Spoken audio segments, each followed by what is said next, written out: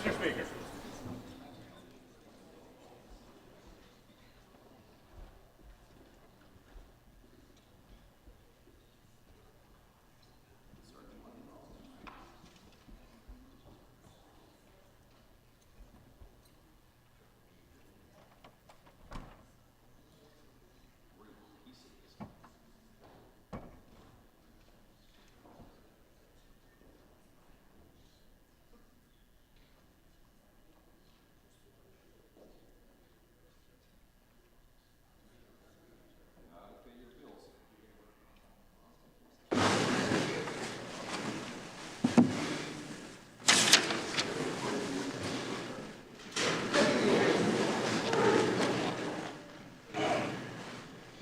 Present us, O Lord, in all our doings with thy most gracious favor, and further us with thy continued help, that in all our works begun, continued, and ended in thee, we may glorify thy holy name, and finally, by thy mercy, attain everlasting life. Amen.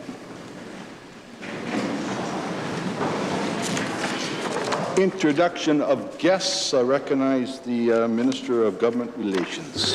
Here. Oh, I was going to say here. I'm not supposed to say that. Anyway, to you, Mr. Speaker, and to all the members in the Assembly, I want to introduce 55 grade 12 students from Balgony, Greenall High School, Mr. Speaker, and they're accompanied by their teacher, Mrs. Marley. It's not the first time that she's been here, for sure. Always glad to see her, and then she brings the school group through, and I'll be looking forward to meeting with them. But before I sit down, we had just so that you know, we had this place was full of guests yesterday. We had a budget, a very good budget, by the way.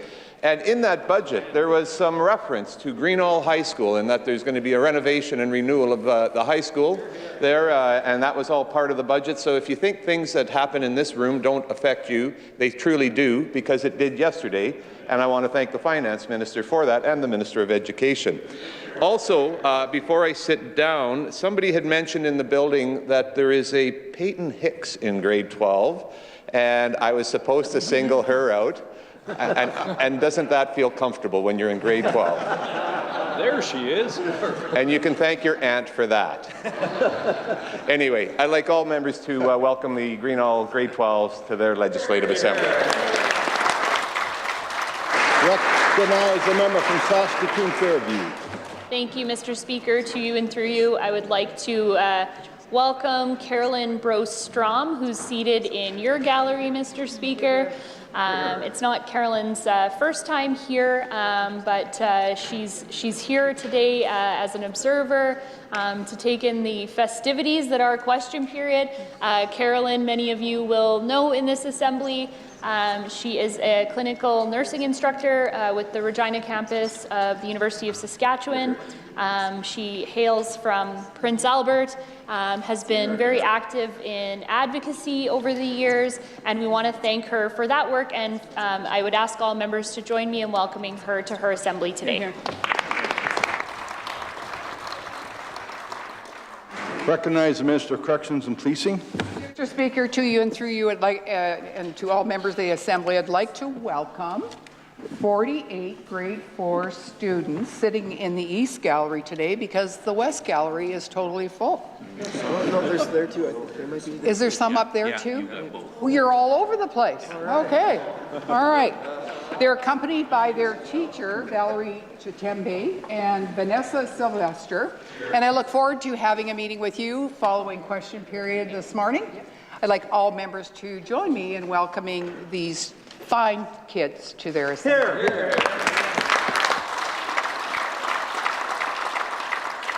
Recognize a member from Saskatoon Westview. Thank you, Mr. Speaker. To you and through you, Mr. Speaker, I'd like to welcome Kim Graff, a good friend of mine and president of my association for the last since 2014. And so thanks, Kim. He's became a very good friend over the years and always knocked lots of doors and worked hard to keep me elected. So I want to welcome Kim. I know that probably he's in that stage of life now. He has 4 grandchildren under 3, and that's very important to him. And so I know that that's where he spends a lot of his time. But I know he also will be coming to a door close to you someday soon. So with that, I'd like all members to welcome Kim to his Legislative Assembly. Recognize a member from Saskatoon-Meewasin. Mr. Speaker, through you and to you, I'd like to join with the member opposite in welcoming Kim Groff to his Legislative Assembly. Kim, it was a pleasure to meet you on the doorsteps of Meewasin. I think both sides of our campaign ran great campaigns. Kim is a small business owner. It was something that we both had in common during that campaign, and I have to say, maybe we'll see you on the doorstep in Meewasin in 2024. But as always, welcome to your Legislative Assembly. Recognize the Minister of Health. Thank you, Mr. Speaker. I want to join the member opposite in welcoming Caroline to her assembly. Mr. Speaker, I had the opportunity to meet with her a couple of times. I know that we're meeting again next week with some nursing students and look forward to that conversation to be able to discuss how our budget is impacting them as students, and hopefully they could choose a career in Saskatchewan. So I'd like to welcome Caroline to her Legislative Assembly. Thank you, Mr. Speaker.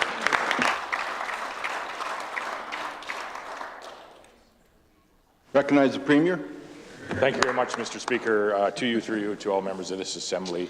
I would once again like to introduce my constituency assistant, or one of my constituency assistants, Sally Jacobson, that works in the office in Rostron. She's worked there since 2011 when I was first elected. She aligns herself with Cindy Pinchot, and now helping the folks in Rostron, Shelburne, Mr. Speaker, and even beyond from time to time. But I would like to welcome Sally to her Legislative Assembly and thank her for the work that she does on behalf of the province and the constituents in Rostron, Shelburne.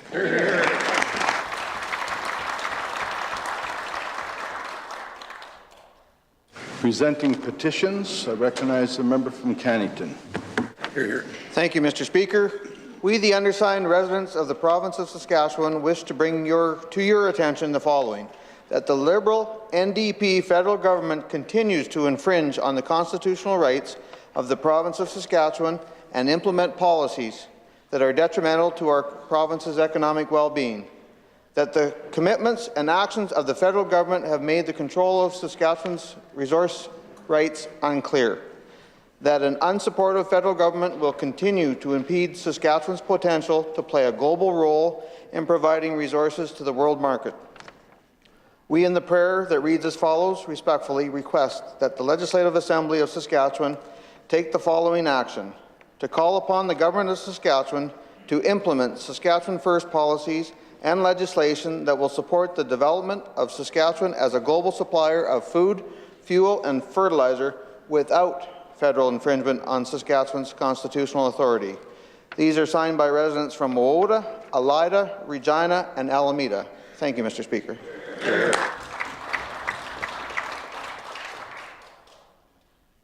Recognize the member from Regina Elphinstone Centre.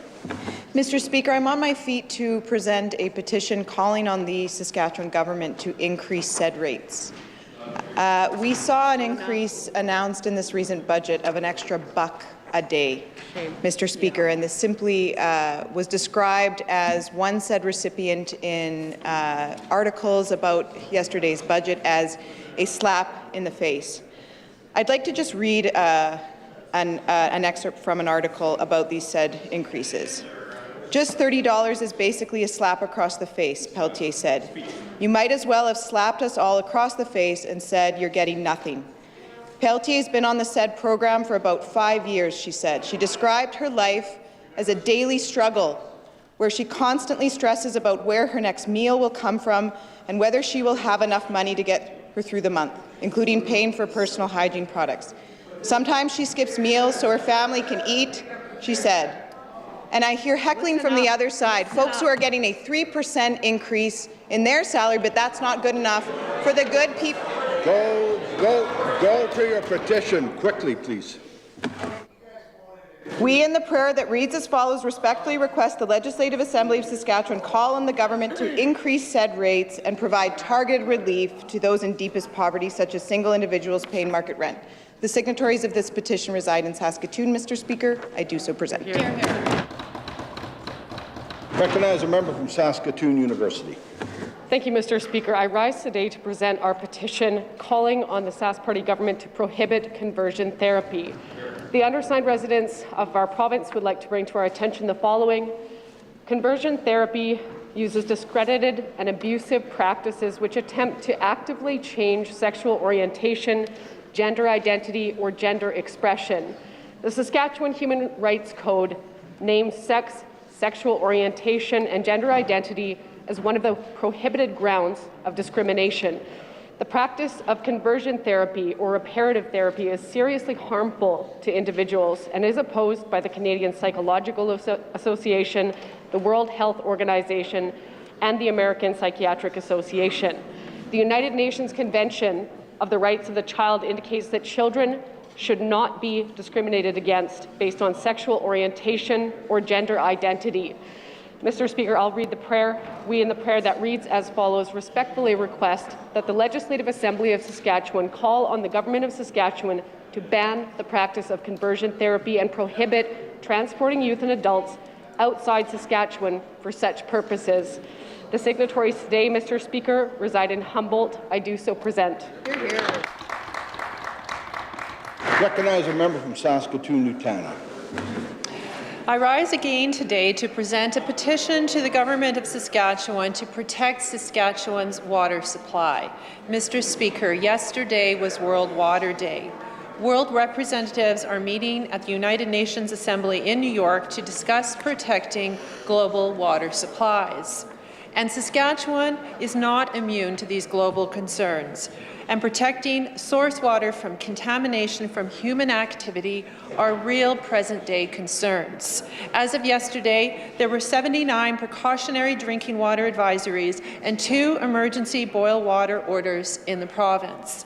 Last year, SUMA passed a resolution advocating for an investigation into the impact of the effects of residual chemicals used in the ag industry on safe groundwater supplies used by municipalities, and further, that appropriate action be initiated to reduce and prevent increased contamination of groundwater sources.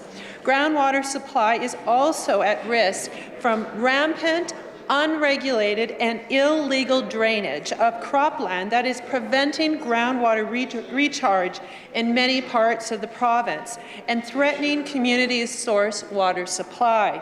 Water is essential not only for our economy, but vitally for human health and the health of our ecosystems upon which we all rely. I will read the prayer. We respectfully request that the Legislative Assembly of Saskatchewan actively protect Saskatchewan waters from current and future threats to our valuable water supply. This petition is signed by the residents of Regina. I do so present. Reading and receiving petitions, statements by members. I recognize a member from Saskatchewan Rivers. Thank you, Mr. Speaker. The 2023-24 budget announced by the government was marketed as growth that works for everyone. The government revealed how tone-deaf they are to the common struggle of Saskatchewan people. They congratulate themselves for the higher-than-expected revenues, which are a direct result of a 40-year record-high inflation. The same inflation that has dramatically increased the cost of living for people and families across Saskatchewan. Meanwhile, this government is prepared to give themselves a pay raise consequent to the increase of costs for goods and services. The government proudly proclaims a strong and growing economy with growth that works for everyone. In reality, Mr. Speaker, that is growth that works for no one. We hear from Saskatchewan people from every walk of life, and they have been very vocal about their hardships, and yet the government would like the Saskatchewan people to believe that this economic situation could not be better. Why not meaningful tax reductions and expanded tax rebates rather than expanded government bureaucracy? Instead of this government's tone-deaf political rhetoric, why not listen to the needs of Saskatchewan people and put people before politics? Thank you, Mr. Speaker.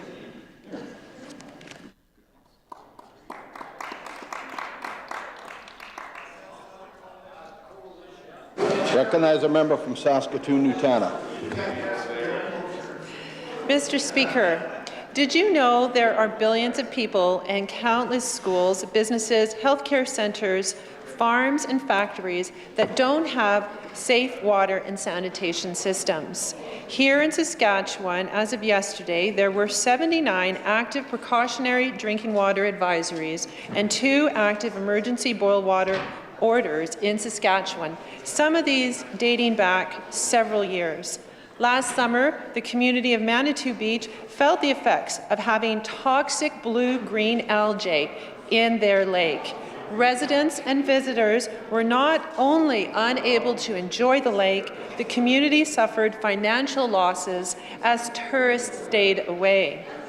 In 2015, as part of the 2030 Agenda, the world committed to the UN Sustainable Development Goal 6, the promise that everyone would have safely managed water and sanitation by 2030.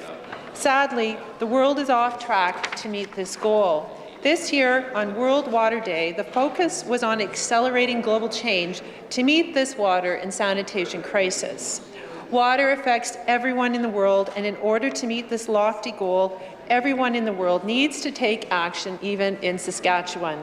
We can't forget that water is a precious resource. It is essential for our health, for recreation, the health of our ecosystems, and our economy.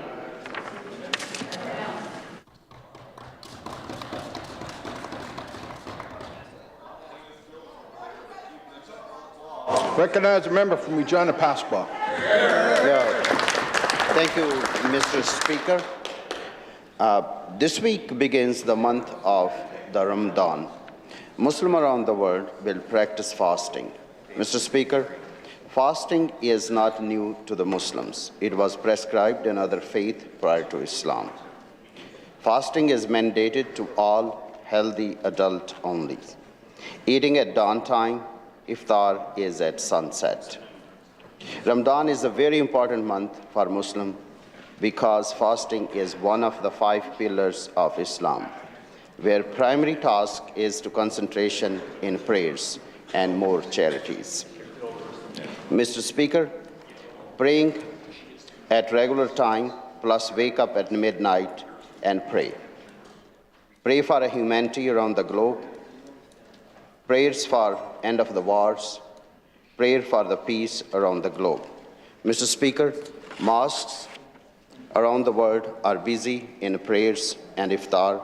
At the end of the Ramadan, Muslims celebrate Eid, which signifies the end of Ramadan. And Mr. Speaker, I ask all the members of the Assembly to join me in wishing Ramadan Mubarak to everyone who is celebrating this holy month. Thank you, Mr. Speaker. Recognize a member from Saskatoon Fairview. Thank you, Mr. Speaker. I rise today to acknowledge the upcoming Epilepsy Awareness Day, or Purple Day, as it is widely known. This day was founded in 2008 by a Canadian in Nova Scotia named Cassidy Megan when she was 9 years old.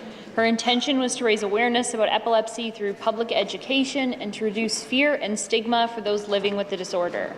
Epilepsy is a neurological disorder caused by irregular bursts of electrical activity in the brain, which then interrupts communication between brain cells, leading to a wide variety of seizure activity to occur. Treatments can depend on an underlying cause of the seizure, but that case is often unknown. The unpredictable nature of this disorder means that individual needs greatly vary for those who live with epilepsy. It's for this reason that I invite my fellow members to join me in wearing purple on March 26th, this Sunday, in solidarity with the nearly 11,000 people in Saskatchewan who are living with epilepsy, and to elevate public awareness and further understanding about epilepsy with the goal to alleviate fear and stigma faced by those individuals. Thank you, Mr. Speaker.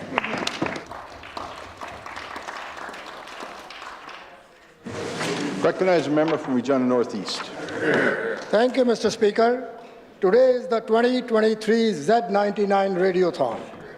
All funds raised by the Radiothon go towards supporting the neonatal intensive care unit in the Rolco Center for Mother-Baby Care at Regina General Hospital. Over the 35 years that the Radiothon has gone on for, the Z99 Radiothon has raised more than $10.8 million for the Hospitals of Regina Foundation in support of the NICU. Mr. Speaker, there are many great ways to participate and raise funds for this great cause. If anyone wishes to make a gift or donation, you can contact the Hospital of Regina Foundation at 306-781-7500 or visit the Z99 Radiothon website. Group fundraising and individual donations drive the success of the Z99 Radiothon.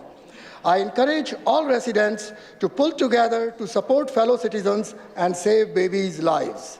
Mr. Speaker, thanks to the generosity of Saskatchewan people, the hospitals in our province are able to provide the best of care with the highest level of technology.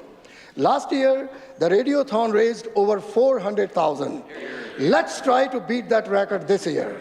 Thank you to everyone who volunteered, donated, and especially thank you to Z99 for their continued support for the NICU. Thank you, Mr. Speaker. Recognize a member from Martensville-Warman. Thank you, Mr. Speaker. As the Legislative Secretary for the Minister of Immigration and Career Training and the MLA for two of the fastest growing communities in all of Canada, I've seen directly the impact of the record population growth our province is now experiencing. And Mr. Speaker, in 2022, Stats Canada reported that Saskatchewan grew by 29,307 people to a population of 1,214,618 people. That's the largest increase in our population in a single year since 1914. That is a remarkable and historical achievement. In January of 2006, only 17 years ago, our population was shrinking, reaching a low of 992,237 people. Mr. Speaker, these were dark times as parents and grandparents watched an entire generation of young people leave our province's farms, towns, and cities for opportunities elsewhere. Many, including university academics and the NDP themselves, said it would be impossible for Saskatchewan to ever get past 1 million people again. Under the NDP, that was true. But today, Mr. Speaker, Saskatchewan is growing faster than it has in 109 years, and it's no coincidence either. Our province is attracting more people, more doctors, more nurses, more teachers, more entrepreneurs. We're building for the future, Mr. Speaker, and that future is brighter now than it ever has been under the NDP. A stronger economy, a better quality of life, and more people, Mr. Speaker. That's growth that works for everyone. Recognize a member from Kindersley. Thank you, Mr. Speaker. Yesterday, our Minister of Finance unveiled the 2023-24 provincial budget, and I'd like to read some of the comments from our stakeholders into the record. Global Regina, quote, "We've seen some really encouraging announcements recently. We've seen increased immigration numbers. We've also seen the provincial government provide higher nominations for the provincial nominee program. So things are certainly tracking in the right direction," end quote.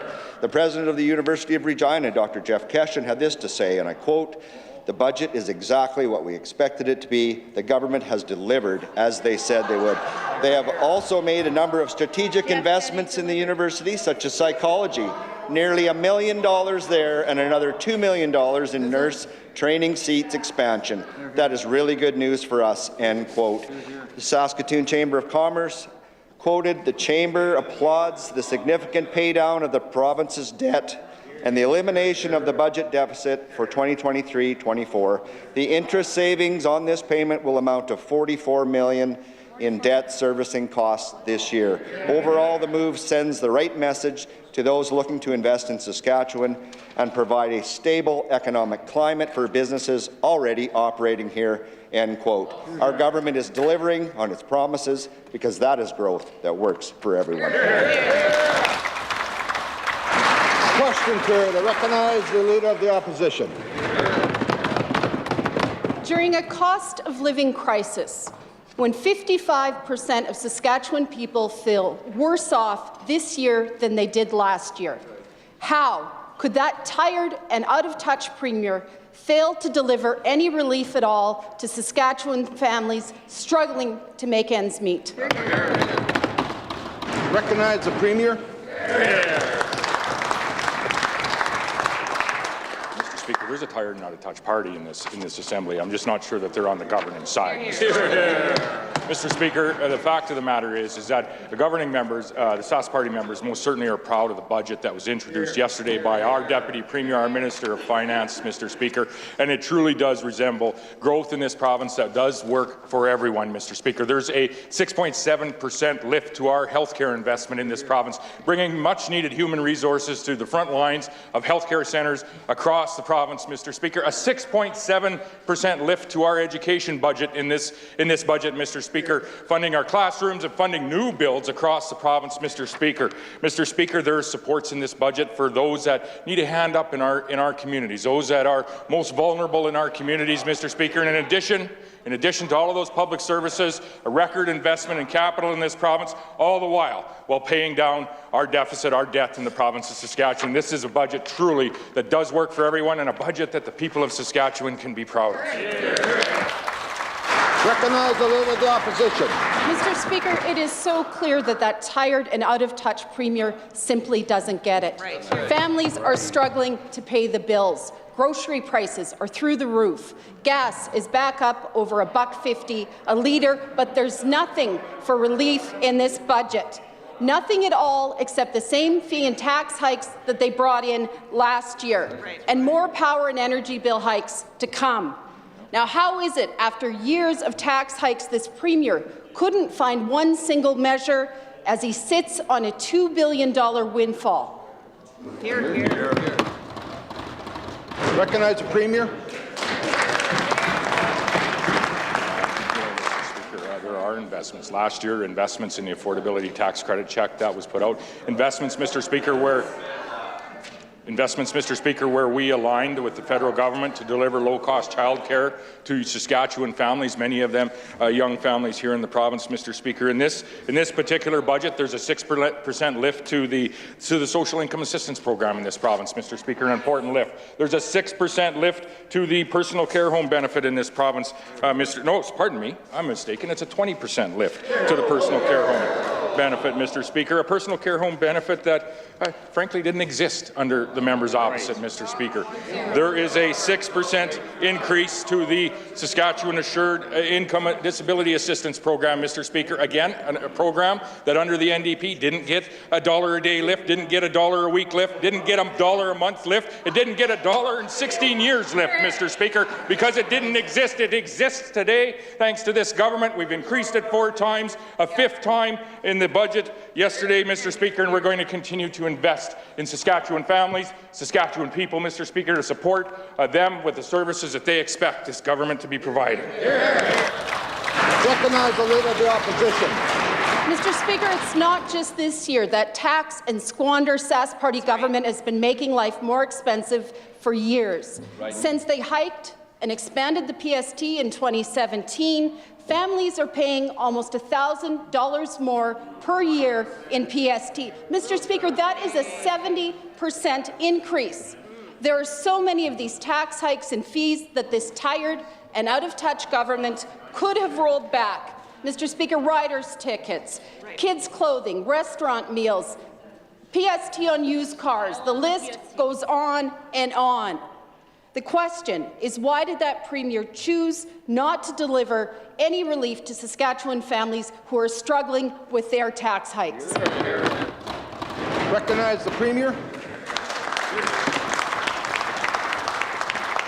I just went through a number of investments that have been made, Mr. Speaker, targeted investments to support families, to support individuals in our communities, Mr. Speaker. And the fact of the matter is that today, yes, we have a PST of 6% in this province, a far cry from 9% as it was under the New Democrats, Mr. Speaker, when they had the opportunity. And when you look at what is happening here in Saskatchewan, the most recent, in addition to the budget, the Statistics Canada, who does not lie, I might add, came out with their numbers yesterday for the population growth last year, Mr. Speaker. 29,300 people. More people have made Saskatchewan home. They're coming to Saskatchewan because, yes, there's 20,000 additional jobs here, Mr. Speaker. We're now at over 1.2 million people in the province, Mr. Speaker. Mr. Speaker, growth a faster rate of growth than this province has experienced in, and I'm not sure if it's 108, 109, or 114 years, but it's well over a century, Mr. Speaker. When you compare that to the growth that we had in this province, when we didn't have a SED program under the NDP, we didn't have a personal care home benefit under the NDP, Mr. Speaker, we also didn't have people here with a net loss over those 16 years of 627 people, Mr. Speaker. Recognize the Leader of the Opposition. Mr. Speaker, let's paint this picture clearly. Right. More than half of people in this province say that they are worse off than they were last year, and that Premier is doing nothing, nothing at all to help them. In fact, he's plowing ahead with the same fee and tax hikes that are already making things worse for people in this province. So the question is this: why is the Premier ignoring the cost of living crisis that families in this province are facing, and how? How is that growth that works for everyone? Recognize the Premier. Let's ask some people across the province, Mr. Speaker, that may be collecting seniors' income plan assistance, Mr. Speaker. Mr. Speaker, it didn't receive an increase in 16 years under the members opposite. Mr. Speaker, increased again yesterday. Let's ask those folks that are under the SED program in Saskatchewan. Didn't exist under the members opposite. Received an increase yesterday, Mr. Speaker. Mr. Speaker, the fact of the matter is, let's ask the folks, the young folks that are entering our workforce in the province that did not have a graduate retention program under the NDP. Thankfully, they have one today, Mr. Speaker. No children's drug plan under the NDP. Families have a children's drug plan today. No active family benefit, Mr. Speaker. No support for children that have autism, Mr. Speaker. Over $2 billion. Over $2 billion in each and every budget, including the budget that was delivered yesterday by the Minister of Finance, have affordability measures in them for each and every Saskatchewan resident, Mr. Speaker, and I'm happy to discuss many more of them in the questions coming. Recognize the member from Regina Rosemont. Mr. Speaker, this tired and out-of-touch government that's swimming in cash is failing to deliver on front after front. That's right. The budget presented yesterday does nothing to help families or small businesses who are struggling with a once-in-a-generation inflation crisis. Families are facing hardship. Small businesses have made their voices clear before the budget that this government's power and energy rate hikes need to be scrapped. Rising fuel and energy costs are the #1 concern for members at the CFIB. Just how out of touch does a government need to become to ignore small businesses and refuse to provide any relief from the rate hikes for households and local businesses already facing so many challenges and costs added by that government? Hear, hear. Recognize the Minister of Crown Investments Corporation. Thank you, Mr. Speaker. This is an opposition that we hear from chirping from their seats about swimming in cash and how we spent that money already, that they've spent it already, Mr. Speaker. That is a sound of irresponsibility that will keep them on that side of the House for a great long period of time. Mr. Speaker, this is a group of people that have no credibility when it comes to affordability as long as they stand with their leaders, Jagmeet and Justin, who plan to triple the carbon tax. Watch for the change that's coming next week. Mr. Speaker, our province is the most affordable province in Canada. We have the second lowest cost utility bundle in the country, the lowest auto insurance rates, the lowest natural gas rates. For a total utility bundle, the average Saskatchewan family pays over $700 less than a family in British Columbia, $1,300 less than a family in Quebec, $3,700 less than a family in Ontario, $4,000 less than a family in Alberta, and $5,500 less than a family in Newfoundland. Recognize the member from Regina Rosemont. Mr. Speaker, of course, we've stated our concerns with federal policies, and we've taken that government to task time and time again. That's piled on taxes and costs on Saskatchewan people. Right. Utter mismanagement from that government. Now they're putting the bill to Saskatchewan people. This budget doesn't provide a dime of cost of living relief for families or local businesses, and it doesn't roll back any of the damaging PST hikes brought in under this Sask Party government. Tax hikes like the PST on construction labor, a boneheaded tax that drives up the cost for projects, small and large, and drives people, jobs, and investment out of this province. Why did the Finance Minister and that Premier choose not to undo the economic damage of the PST on construction labour? Recognize the Minister of Finance. Mr. Speaker, I'm very glad to have the opportunity to stand up and encourage all those that are listening to turn to page 70 and 71 of our budget document, which demonstrates how, if you include taxes, utilities, and housing costs, Saskatchewan is the lowest province in Canada to live for a family of 4, Mr. Speaker. We have, within this budget, within every budget, a number of measures to address assistance for seniors, assistance for families, assistance for students, assistance for those most vulnerable, and we're going to continue with those benefits and supports for everyone within Saskatchewan. But we're also going to have, in this budget, Mr. Speaker, we're going to have record high investment in health care, Mr. Speaker, because we're hearing that around the province, and that's important to Saskatchewan people. We're also going to increase for education, Mr. Speaker. We are going to do this, Mr. Speaker, through a sustainable, responsible manner where we have the revenue to pay for those expenses and in order to sustain them into the future. Recognize the member from Saskatoon Fairview. Mr. Speaker, our emergency rooms are in a state of collapse, and this budget does nothing to fix the problem. Sun President Tracy Zambori had this to say, quote, "This budget does nothing to remind registered nurses that they are valued. There's nothing of retention, nothing to incentivize this healthcare workforce to stay in Saskatchewan. Other provinces in Canada have prioritized retaining registered nurses, but here at home, you guessed it, nothing. Why is the Health Minister presenting nothing to address the crisis in our ERs, and will he finally agree to work with nurses to find solutions to this crisis?" Hear, hear. Recognize the Minister of Health. Thank you very much, Mr. Speaker. I'm very proud that we were able to invest $6.9 billion, a 6.7% increase in last year's budget, Mr. Speaker, $100 million for our Recruit, Retain, Incentivize, and Train Individual plan, Mr. Speaker. Nation-leading compensation for our nurses, Mr. Speaker. That's not nothing. Mr. Speaker, nearly 400 Filipino nurses that are coming in, Mr. Speaker, 250 more full-time jobs, Mr. Speaker. That's not nothing.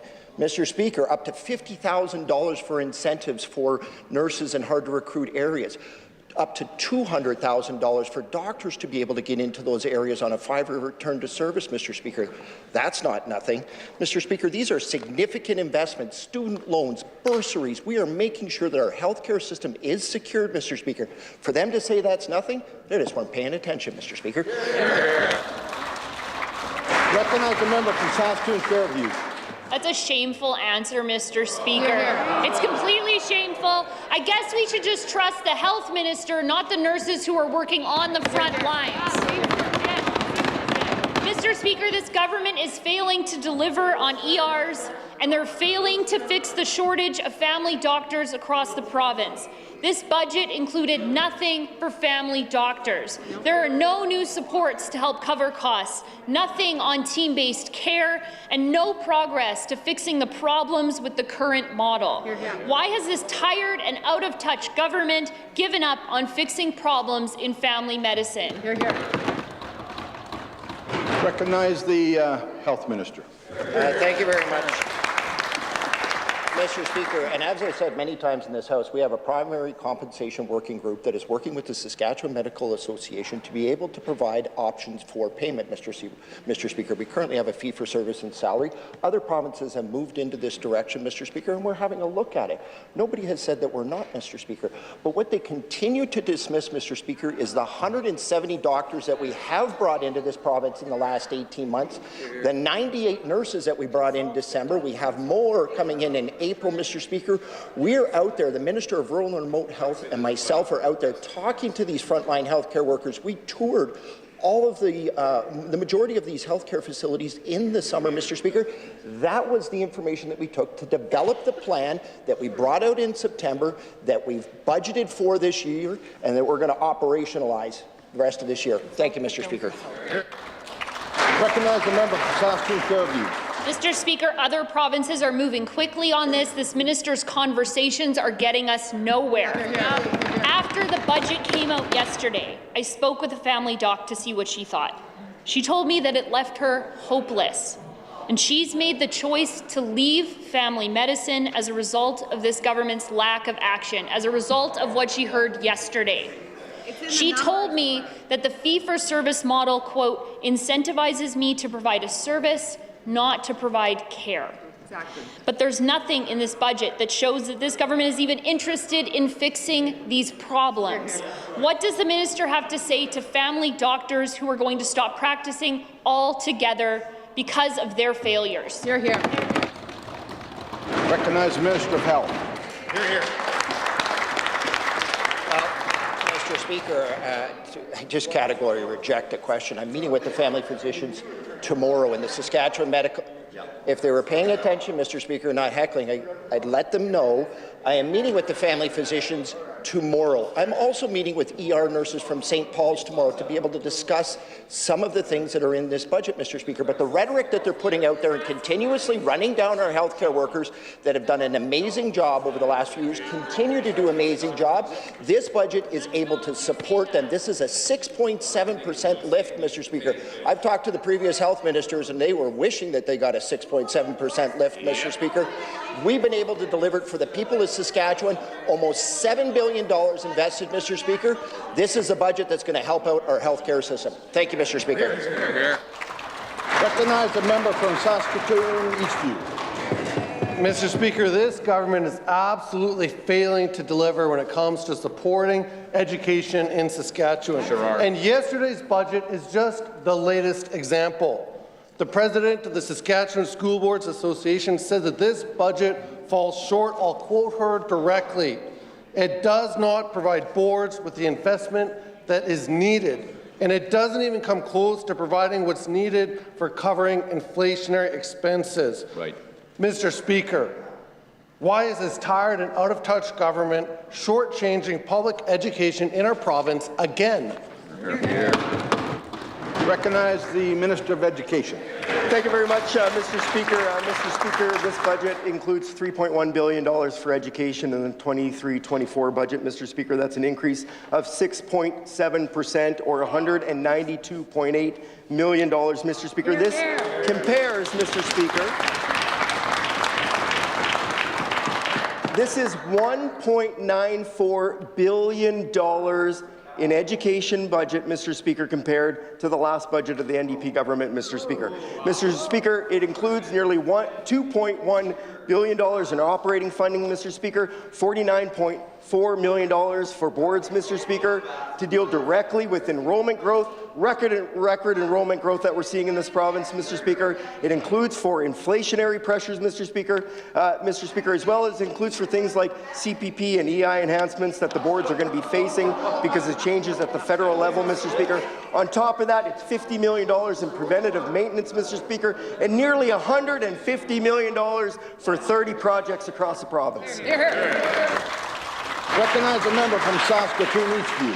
Mr. Speaker, every time this minister speaks, he shows us how out of touch he is with the entire education sector in this province.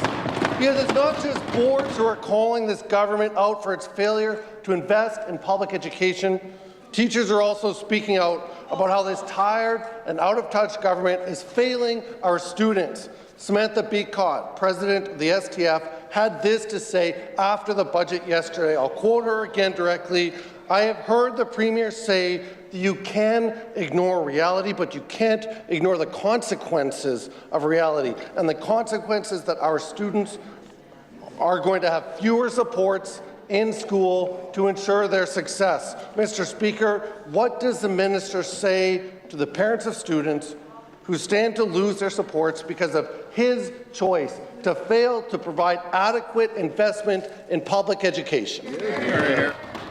Recognize the Minister of Education. Thank you very much, Mr. Speaker. As I said before, Mr. Speaker, this is a 6.7% increase to the education ministry budget, Mr. Speaker. This does, Mr. Speaker, it's a 6.7% increase to the education budget, Mr. Speaker. I hope the member opposite isn't selling short, Mr. Speaker, the work that education does in, yes, K-12 education, but in libraries and in early childhood intervention programs and, Mr. Speaker, in childcare, Mr. Speaker. We do a lot of things in the Ministry of Education. It's a 6.7% increase, Mr. Speaker. Mr. Speaker, budgets, divisions will receive their budget allocations, Mr. Speaker. They will be building their budgets over the next number of months, and I look forward what they're going to do, Mr. Speaker, with the largest operating increase that we've seen in this province in 8 years. Recognize the member from Saskatchewan Rivers. Thank you, Mr. Speaker. Yesterday in the House, the government unveiled their budget with a sizable surplus. Mr. Speaker, they are proud of not raising taxes on the Saskatchewan people. Mr. Speaker, why did this government choose to not decrease taxes on the people in light of this surplus? Thank you. Recognize the Minister of Finance. Mr. Speaker, I have spoken to this a number of times in all of the media outlets. It's a question that people are asking for sure of why you don't decrease taxes when you have a surplus. We have in the past, and governments of both stripes in the past, have relied on renewable resources in order to balance their budgets. But those prices are very volatile. They go up, and unfortunately, they also go down. So when governments bake in that one-time revenue into programs or services, or if they drop taxes and they reduce their base revenue, then they run into trouble the following year. I have committed that I do not want to do that as a finance minister, Mr. Speaker. This government does not feel that that is responsible. We want to have a budget that can increase services for our people while still being able to maintain and sustain it into the future, Mr. Speaker. And that is what we feel is responsible and balanced. Recognize the member from Saskatchewan Rivers. Thank you, Mr. Speaker. This government is boasting and taking credit for this surplus, patting themselves on the back for a job well done. But in reality, Mr. Speaker, this surplus has almost nothing to do with them and everything to do with the inflationary fueled commodity prices and the taxes that they reap from them. Mr. Speaker, I ask my question again.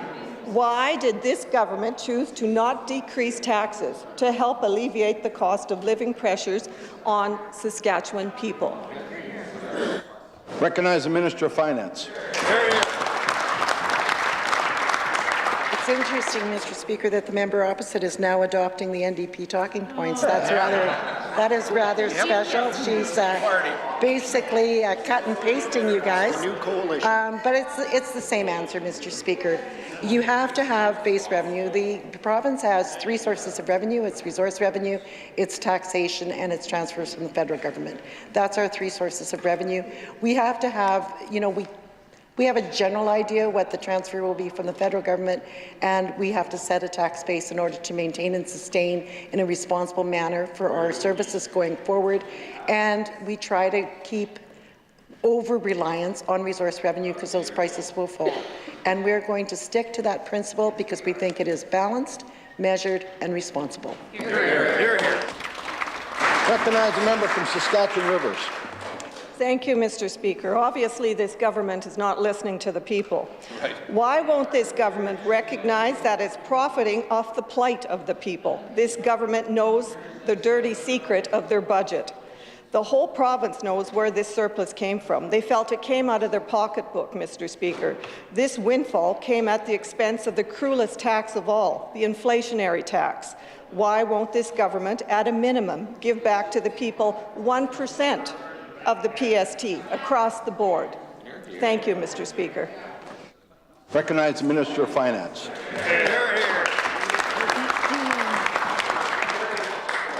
Mr. Speaker, I'm not even too sure what to say to that because none of us are. The surplus came from potash and oil. That is what we're seeing a surplus from, in particular potash, Mr. Speaker. the taxation revenues that are up largely is also due to potash, where when you talk about the corporate income tax is up, but it is largely potash is helping to bring that number up as well.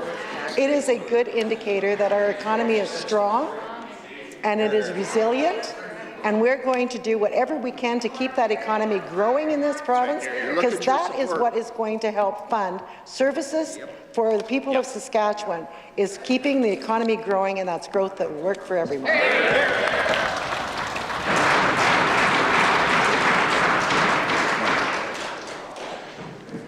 I'd like to refer to the petition made by the member from Regina Elphinstone Centre. There was a lot wrong with the presentation. Refer to the Rules and Procedures of the Legislative Assembly 16.3b, and for the official interpretation, but you need to go to first of all, you need to read the prayer, but only a general explanation, and certainly not finger pointing and an argument across the way, and it wasn't through the chair, so please respect the rules. I recognize the Government House Leader. Point of order, Mr. Speaker. State your point of order. Mr. Speaker, during a question period, in his typical respectful fashion, the member for Rosemont referred to the finance minister as boneheaded. I would refer to a Hansard, Mr. Speaker, from March 7, 2019, and I'll use the words of my friend opposite the opposition House Leader, who raised a point of order on this very topic, saying, quote, the member used the phrase boneheaded, in which we can all agree is unparliamentary. The member referring to the member for Carrot River Valley, who then had to withdraw and apologize. Mr. Speaker, I'd ask the member for Rosemont to stand, withdraw, and apologize. I recognize the opposition House Leader. Once again, we have the Government House Leader taking words completely out of context of how the member said. He called the tax boneheaded, not the minister, Mr. Speaker. I'd ask that you find that point very much not well taken. I will review the record. Ministerial statements, introduction of bills, presenting reports by standing and special committees, orders of the day. Special order, first date, resume debate on the proposed motion of the Honourable Ms. Harpower, seconded by Mr. Francis, that the Assembly approves in general the budgetary policy of the government. Mr. Weatherspoon. I recognize a member from Regina Rosemont. Hear, hear. Thank you. Don't clap all at once, folks. It's a pleasure to enter in briefly here this afternoon, or this morning, into the budget debate. I got a lot of my concerns onto the record, the concerns of my constituents, those from across Saskatchewan yesterday, Mr. Speaker, so I'll be more concise today. But without a doubt, what we've seen presented is a budget that's out of touch, that doesn't meet the moment that people face, a government that's flush with cash, and a tremendous opportunity that was presented to deliver on what matters to Saskatchewan people, to address the generational cost of living challenge that people and households and businesses are facing, as well as to do what we can to make sure we fire up this economy that's grown stagnant under this government, under this Premier, under that Minister of Jobs, Mr. Speaker, to make sure that people have the opportunities and the jobs that they can count on, Mr. Speaker. When it comes to health care and the pressures there, of course, this government has failed miserably.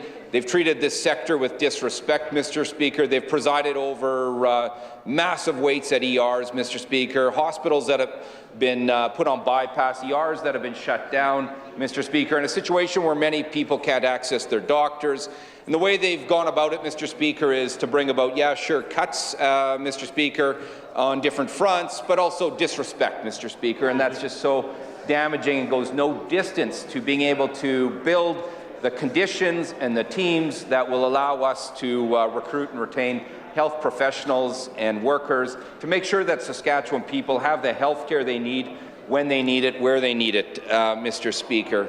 We know the record of the Sask Party has always been one of disrespect towards the education sector, Mr. Speaker. We see the consequences of that in our classrooms. Both our pre-K to 12 classrooms, but then also into post-secondary and universities, Mr. Speaker. But this budget doesn't rise to the occasion. In fact, at a time where this government's sitting on record revenues, Mr. Speaker, it's flush with cash. If you can imagine, they bring forward a budget that's going to force more cuts, more strain, more hardship upon those classrooms across Saskatchewan, Mr. Speaker.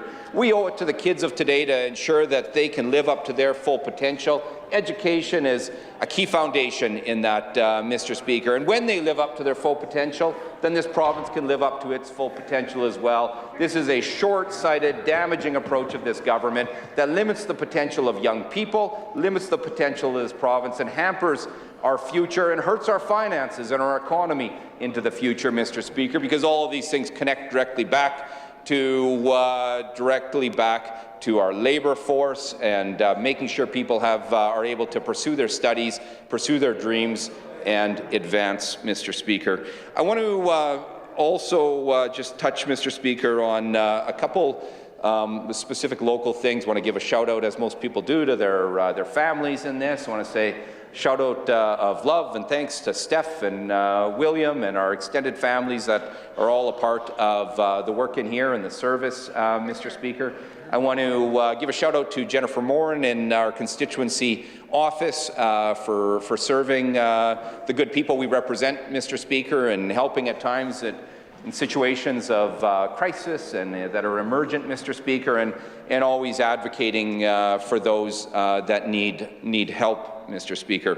I want to thank the others that serve in the community, Mr. Speaker. I want to thank all of the leadership of all of the community associations, Mr. Speaker, who are just so incredible in their leadership and their service and extending program and volunteering hours and enriching community, Mr. Speaker. I'm just so lucky to work with these good folks and to see the strength that they all bring to community and the supports that they extend to so many.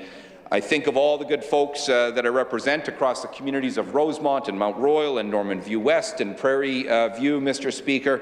And to them, I just say thank you for your trust, thank you for your ideas, your engagement, your conversation, Mr. Speaker, and your input and your care about our province, our community, and where we're headed, Mr. Speaker. Without your input and engagement and involvement, none of this would be represented the way that it should, Mr. Speaker. I want to recognize as well local leadership, our councillors, Shannon Zakidniak and Jason Mancinelli with the city, Mr. Speaker. I want to recognize those that serve on our public school board, Mr. Speaker, Sarah Cummings-Truskowski, as well as Lacey Weeks, Mr. Speaker. You should meet this Lacey Weeks, Mr. Speaker. She's pretty awesome. Same with Sarah, Mr. Speaker. I thank them for their service and leadership to the schools in the community as well, Mr. Speaker. And I thank all those that serve the Catholic School Board. Of course, the Catholic School Board doesn't have specific areas that they represent, so I want to thank all the members of the Catholic School Board. I want to recognize as well the leaders in all those schools, those teachers, those education workers, those facility managers, those custodians, those bus drivers, and to thank them for doing all they can in the schools, those at St. Josephat, those at St. Joan of Arc, those at Ruth M. Buck, those at McClurg, those at St. Francis, those at Rosemont, those at Walker, those at Martin, Mr. Speaker. They're amazing. They're amazing public servants, Mr. Speaker, that make such a difference in the lives of children, which is why these education budgets matter so much, because they're doing everything they can in tougher and tougher conditions with classrooms that have been cut, Mr. Speaker, and that want to make sure that they're putting children in the best position possible. And when you have a government that's working against that effort, Mr. Speaker, it's pretty damned hard for them, Mr. Speaker. I know that for certain. I also want to recognize on the school front, Mr. Speaker, Dieppe School, beautiful school, Mr. Speaker. It's not being utilized these days as a full school. It is being utilized on some fronts. It's been well maintained by the Regina Public School Board, Mr. Speaker. We need to make sure we have budgets Mr. Speaker, that allow our classrooms to have the supports they need, to allow our school boards to make decisions that allow those enrichments and those wraparound supports, and to reduce the class size and make sure those supports are there for learning. And, something I've pushed for a long time in this Assembly and within the community, Mr. Speaker, is making sure that our school division here in Regina has the adequate funding they need to reopen DIEP, to redeploy DIEP, and make sure it serves the community who deserves to have that local school, and to also be able to serve Westera, Mr. Speaker, which has grown in the last number of years. It's a wonderful opportunity that would present incredible value from a financial perspective. We don't need to build a new school, but we can invest in that school, Mr. Speaker, serve the community, and didn't take some pressure off some of the other neighbourhood schools that are really pressured with the increases to enrollment that by closing that school. Of course, that school was closed under the budget cuts of this Sask Party government, Mr. Speaker.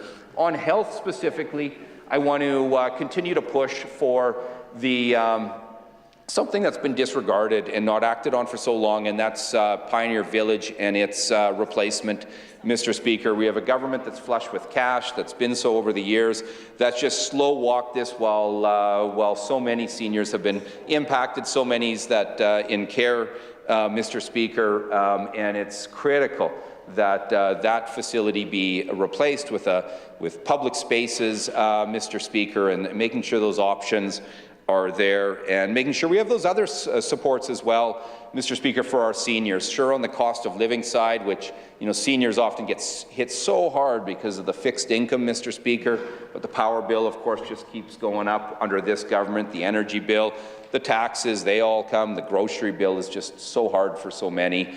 So we need to address the cost of living, but also the wraparound supports and home supports for seniors, Mr. Speaker, that could provide such a level of security at a time where so many feel vulnerable, socially vulnerable, economically vulnerable, and are in a precarious situation.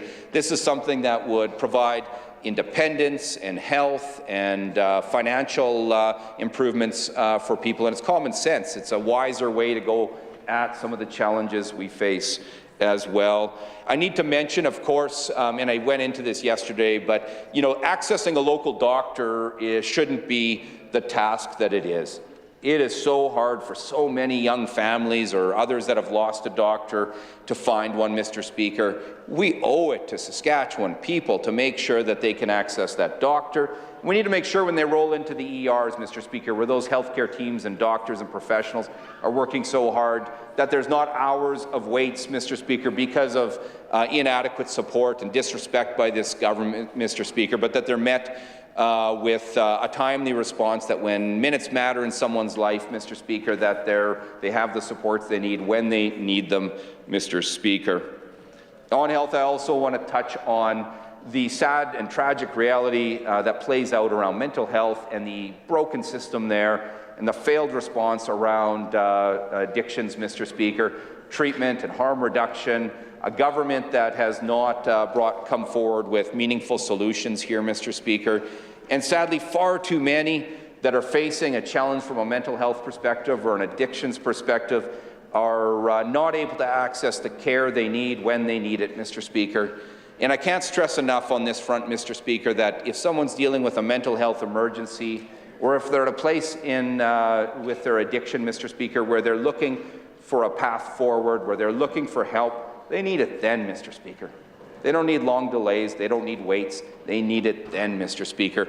And the options right now under this broken system, Mr. Speaker, simply don't cut it, Mr. Speaker. I'll touch just on a couple other things before I cede the floor to a much more able colleague, Mr. Speaker. I want to touch on a government that's really given up the fight on equalization, Mr. Speaker. This was a matter of fairness for Saskatchewan. It's a matter we should be principled and consistent and strong with, Mr. Speaker, to ensure fiscal fairness for Saskatchewan within this nation, Mr. Speaker.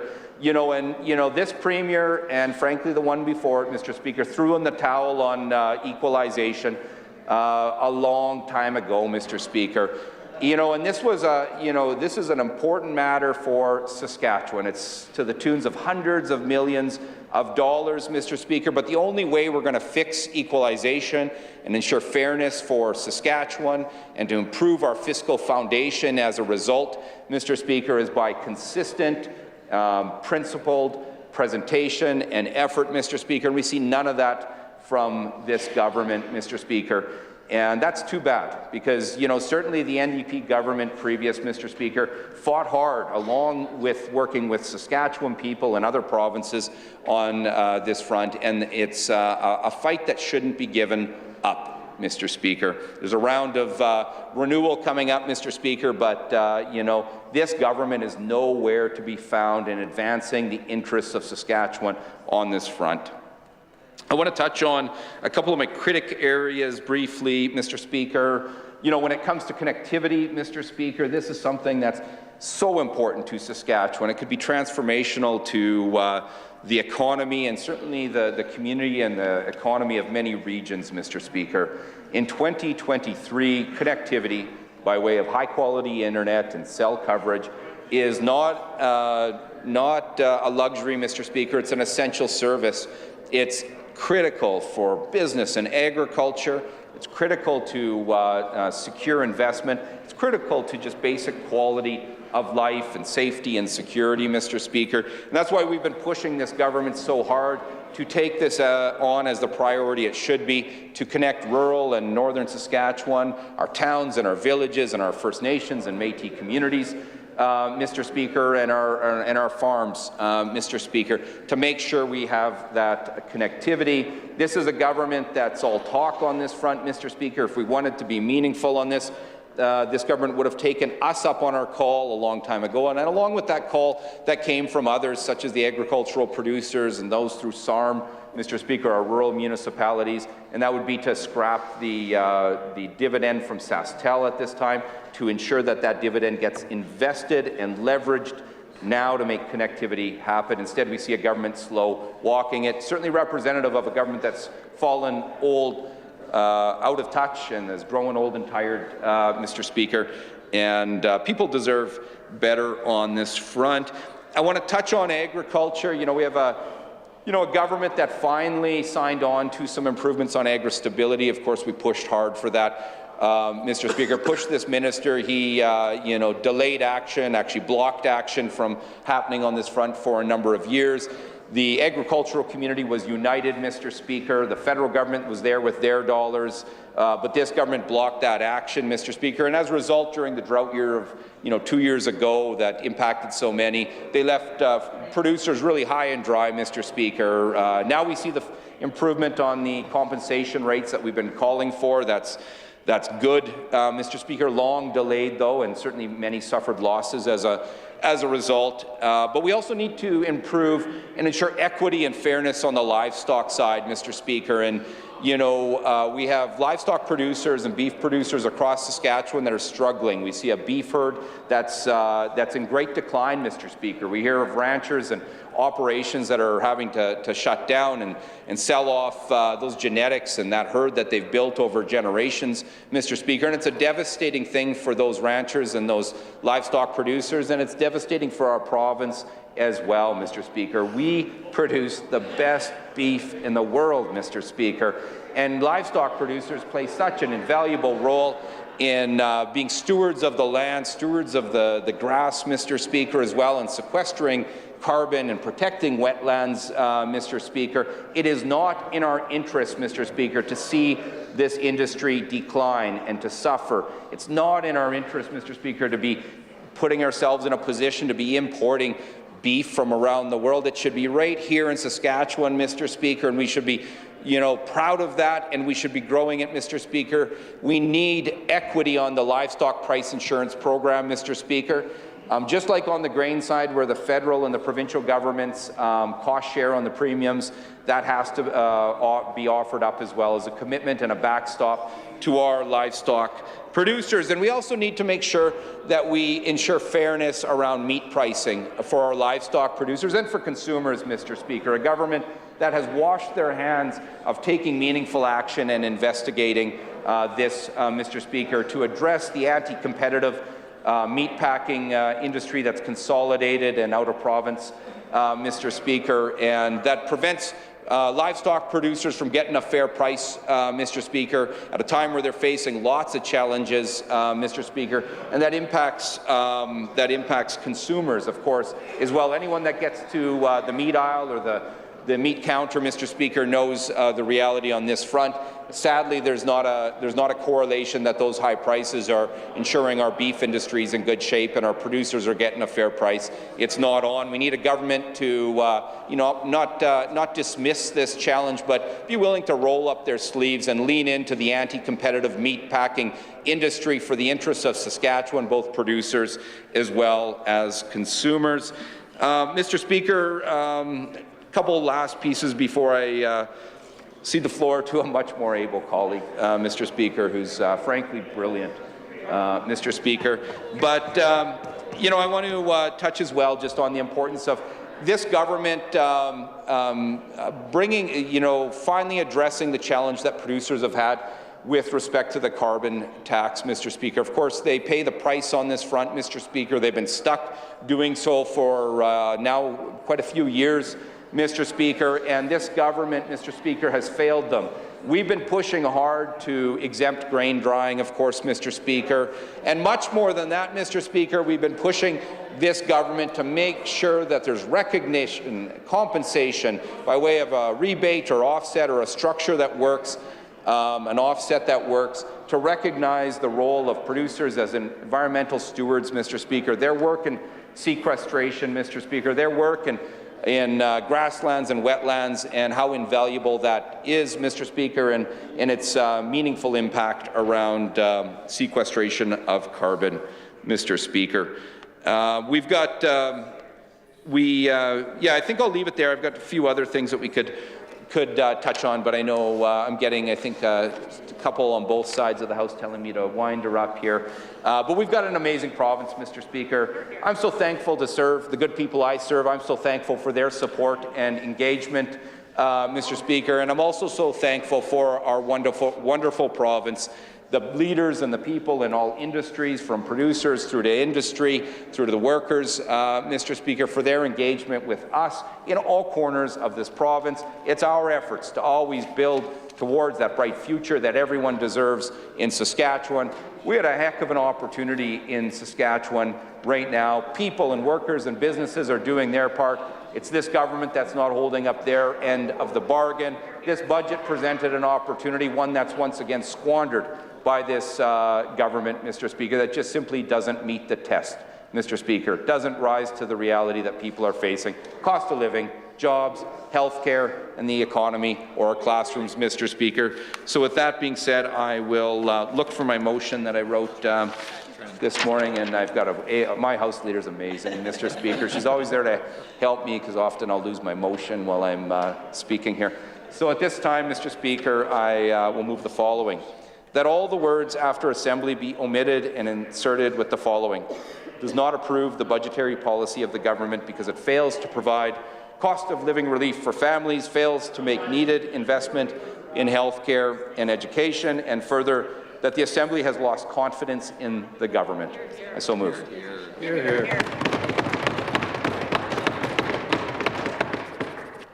Do you want to sign it? You next. Your mic. Thank you.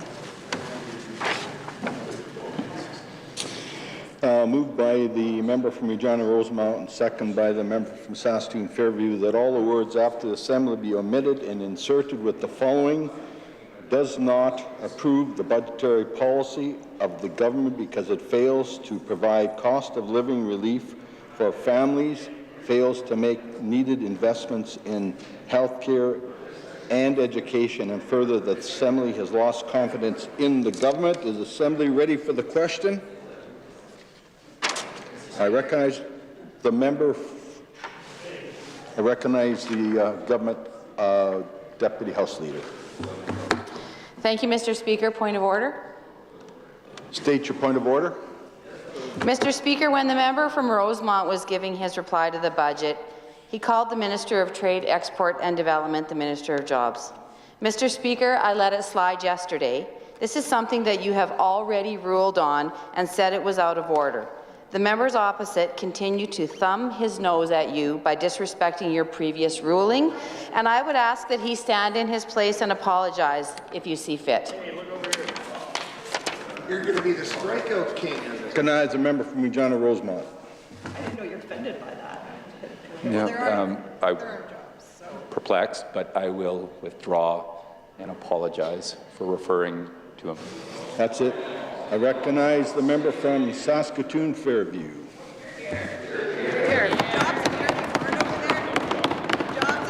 Thank you, Mr. Speaker. I am honored to rise and second the amendment brought forward by my colleague from Regina Rosemont. Although I feel there are high expectations now that he's referred to me as brilliant. So I just want to temper those expectations before we move forward, Mr. Speaker. I do want to take some time to review what came forward yesterday, Mr. Speaker. But I do want to identify that we don't serve in this House alone. I get a tremendous amount of support at home and virtually through my partner, Grayson Bowden. I would not be able to do this work without him. He is my strongest cheerleader, perhaps my daily counselor and sounding board. And is doing great work in the education system with the youth across this province.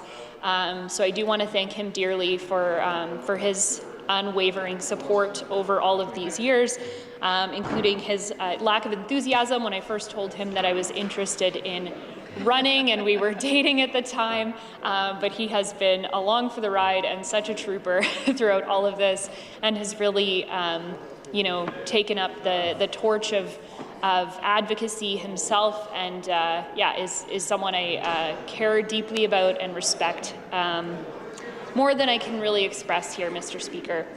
I also want to thank the support teams that we have around us.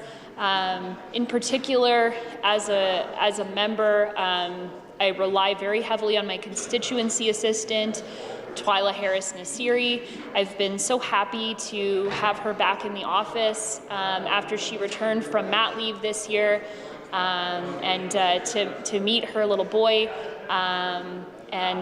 She's been working tremendously hard in that space. She works with a lot of the other constituency assistants as well and tries to make sure everyone's on the same page, and really goes above and beyond in her work without complaint. And when she is off on union business or traveling around with us on some of the tours she's helped book, we rely very heavily on casual constituency assistants in our office. I want to thank our casual constituency assistants, Robin, Dylan, and Brock, for the work that they put in our office as well. Especially today, Robin, who's in our office at this moment. I do want to speak to this budget that's in front of us, Mr. Speaker. It really does show how out of touch the Sask Party government has become. And I really have to speak to the arrogance that we saw on display yesterday, the smugness, the laughter, Mr. Speaker, when we're talking about some very important issues to people of this province, but also people that were in the room yesterday. And we heard from so many folks that were quite offended by the behavior of members in this House, and how they were treating other members when they were speaking. So I did want to let folks know about this. I think it speaks to where this government is at and the arrogance that's on display. People are noticing. Yep. Budgets are about priorities. This one confirms that the Sask Party government is not focused on the issues that matter to most of the folks in the province. People who have always been able to pay their bills are struggling to keep up with increases. 55% of people in this province say that they're worse off this year than they were last year, Mr. Speaker. And there's not a stitch of serious cost relief in this budget. I don't know what doorstep conversations look like for the members opposite, but an often refrain that I hear when I am on doorsteps is, Life's getting more expensive, my wages aren't going up, and I'm very afraid I'm going to lose my house. And you know, we got a lot of working people in my riding, Mr. Speaker. We represent a good segment of this population, hard-working folks who deserve so much better from this government. We have mothers giving birth on the side of the road, hospitals on bypass or closed with just a sign on the door to let people know that they have to go to another emergency room, seniors waiting 10, 20, 30 hours, days to get an emergency room bed, and no real plan to get our health system back on track. And no help for these folks, Mr. Speaker. The Premier has the worst jobs record in Canada, and he still doesn't have a plan to kickstart our economy. The government is flush with cash because of the war in Ukraine, and this has sent oil and potash prices through the roof, and still they have failed to deliver on issues that matter. This is an out-of-touch budget, Mr. Speaker. Let's talk a little bit about cost of living and what people were expecting from this government. With the outrageous costs of food and fuel, people in this province feel worse off financially compared to almost every other province. Only 15%, Mr. Speaker, 15% of people feel that they are getting ahead right now. If that's not a cost of living crisis, I don't know what is. That's the second highest level of financial insecurity in Canada.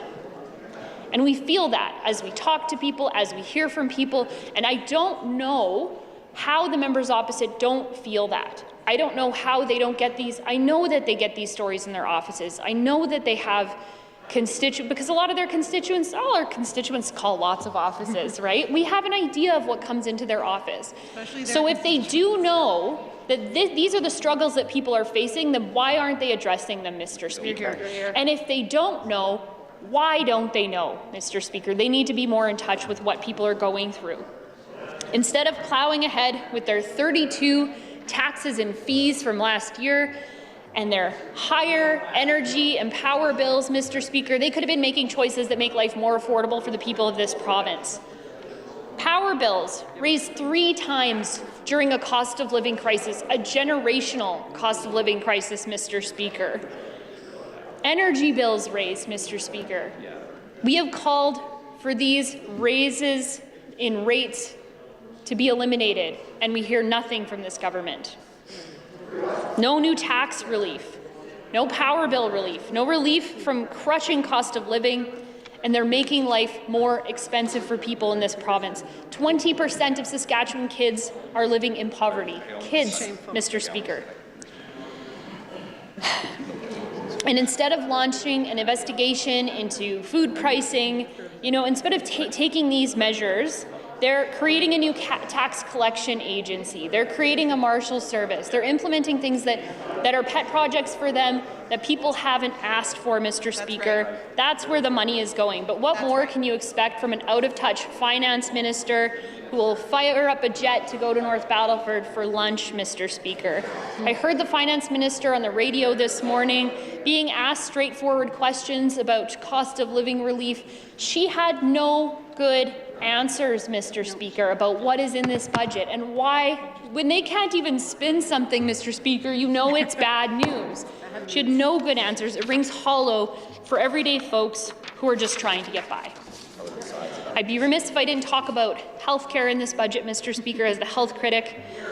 Our health care system is on the verge of collapse.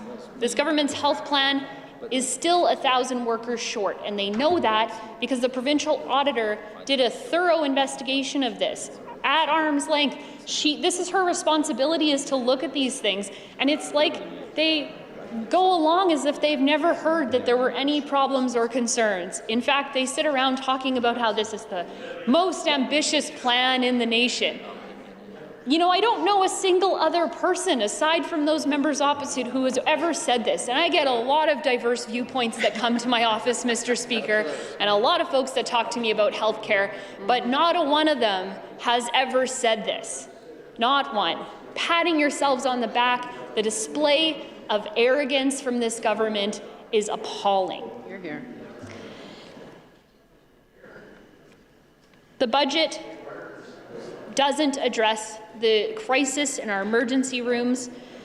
There's no primary care reform, no funding to support primary care doctors. This is family medicine. We were talking about this in question period today. We've talked about it a number of times, Mr. Speaker.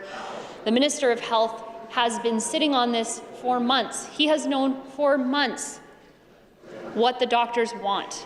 And they just want to be competitive with other provinces. They just want action like other provinces have taken to reform the system, to allow flexibility within the model so that not every doctor needs to become a business owner and have those overhead costs in an area that they're not trained in.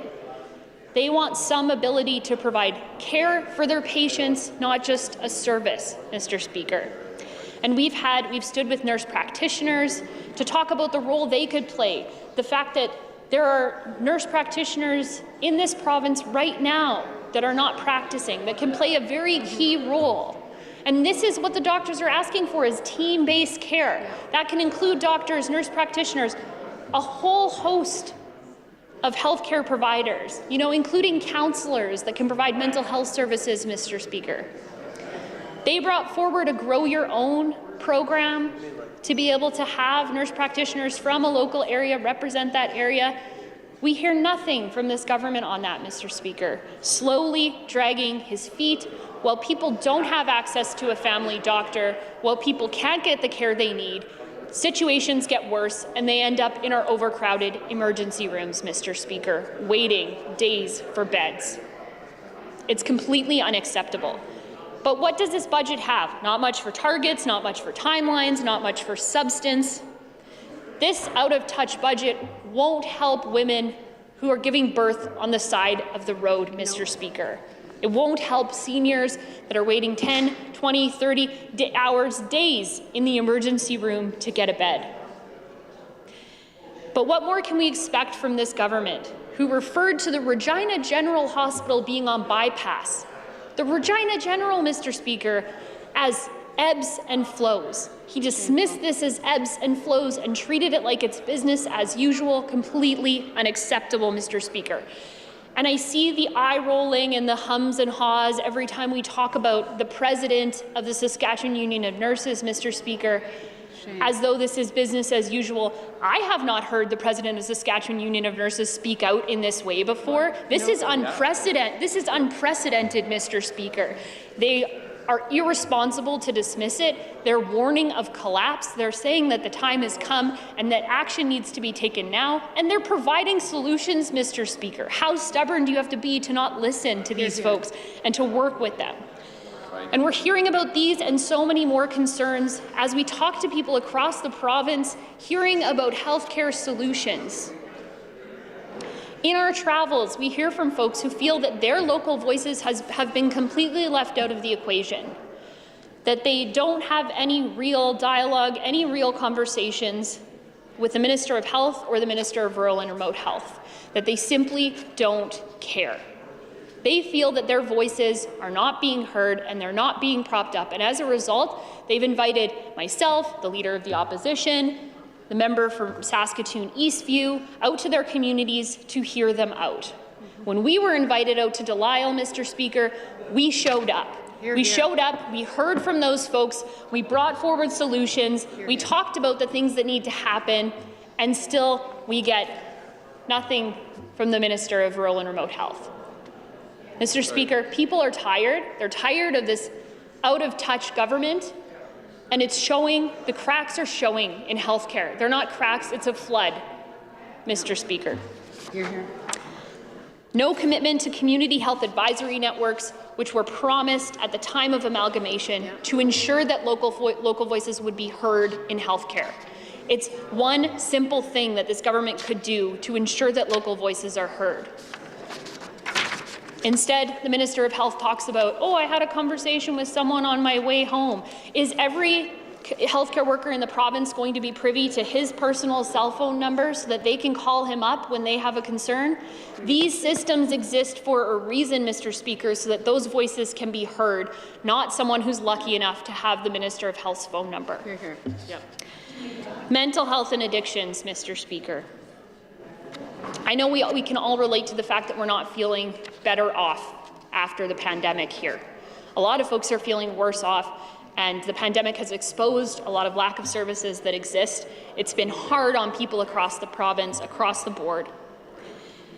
Year after year, we see announcements from this government, headline-grabbing announcements about the mental health crisis investments they're making. Meanwhile, the crisis is getting worse and worse, Mr. Speaker. They need to take a step back, and instead of just saying they're investing in it, throwing money at the issue, actually looking at targeted investments, looking at what measures they want to succeed on, Mr. Speaker. Talk to families, talk to the experts in the field, listen to what they're calling for. Follow the evidence, Mr. Speaker. We're on track for another year of record overdoses, and this budget doesn't provide a cent for funding safe consumption sites. We know that they save lives. We know that they save money, which they should also be concerned about, Mr. Speaker. No answer from this government. Many of the people who are struggling with addictions, family, friends, neighbours, won't find any relief from this budget. Sure won't. There are significant gaps that exist within our system of mental health and addictions, Mr. Speaker. Gaps between counselling time, access to counsellors, time between a detox facility and a residential treatment facility. What is someone supposed to do during that period of time who is struggling with addictions, Mr. Speaker? Gaps with publicly available care where people are paying for treatment, and separate mental health and addiction systems that have been siloed, Mr. Speaker, which doesn't help anyone who is going through a crisis. And of course, the Suicide Prevention Act that was brought forward by my colleague from Cumberland, it passed 2 years ago, Mr. Speaker. It's been 2 years. Sometimes it feels like Groundhog Day and time passage is confusing around here, but 2 years since that was passed, and we got lip service from this government that there was going to be major changes. Still no action. We've offered a bipartisan committee on mental health and addictions, Mr. Speaker. Still no action. It's been a year since the Child Advocate did a report on kids' mental health. And I encourage everyone to take a look at the recommendations in that report, Mr. Speaker. I understand there'll be a follow-up coming out soon. We will be watching closely. But we did not see the investments that we need to make sure that people's mental health across this province is looked after. Hear, hear. In the area of social services, this government hasn't increased benefit payments for our most vulnerable for nearly a decade. Now they're celebrating $1 a day. It was referred to by someone on the program as a slap in the face. A slap in the face. That's what people are saying about your budget today. Open your ears, read the articles, a slap in the face. This is not something to be heckling on, folks. Hear, hear. In this economy, that's not even an apple a day, Mr. Speaker. I know CIS and SED recipients who can't pay their rent, are constantly having to ask family members for money, can't afford power bills, are going to the food bank, can't pay for groceries. Mr. Speaker, this is a dire situation. It's creating more homelessness in this province. This government is offloading that responsibility onto municipalities. They're not taking responsibility for the homelessness crisis that they have created. This increase will not help people who are living in deep poverty, especially when this government continues to claw back CIS and SED benefits. You can tell a lot about a government by the way it treats its most marginalized. And this is completely indefensible, Mr. Speaker. Hear, hear. The members opposite don't like to talk about this, Mr. Speaker, but we have to talk about their record on jobs and the economy. This budget shows just how out of touch the Sask Party government has become. People in this province just want to work hard, have good mortgage-paying jobs, and this premier has the worst job creation record in the country. They're nowhere near their jobs creation targets. He has the worst economic record in this country. Since becoming the premier 5 years ago, Saskatchewan has ranked dead last in job creation among provinces. Dead last. And this is something they brag about, Mr. Speaker. The cognitive dissonance is amazing. Mr. Speaker, their economy also ranked last with 6% GDP shrinkage. We can't even talk about it as growth, Mr. Speaker. Negative growth is shrinkage. GDP shrinking, Mr. Speaker. That is what's happening in this province. Yet they pat themselves on the back. It's completely unacceptable. Local businesses are struggling to pay for these hikes to power and energy rates. This out-of-touch budget isn't going to help them. You know, their spinning of the numbers isn't going to help folks at the everyday level. Municipalities are still reeling from the job-killing PST that was added onto construction labor. It's something we hear about so often, Mr. Speaker. This budget won't help them. And the government is putting all the resources into a capital action plan when what we needed was a real jobs plan. Wages are stagnating. We have the worst rates of immigration retention outside of Atlantic Canada. It's one thing to have people here, Mr. Speaker, but we need to keep them around. We say the same things in healthcare, retention. I feel like the members opposite should get a dictionary and open up the book and have a look at what the word retention means, because I don't know if they understand it. We're losing people to other provinces. We're losing people every single quarter since this premier took office. Every single quarter we've lost people to other provinces, Mr. Speaker. Shameful. And on education, this budget shows just how out of touch the Sask Party government has become. The minister says there's record funding in education, but it's all smoke and mirrors, Mr. Speaker. When you account for inflation, school divisions will still be pinching pennies and will likely have to lay off essential staff.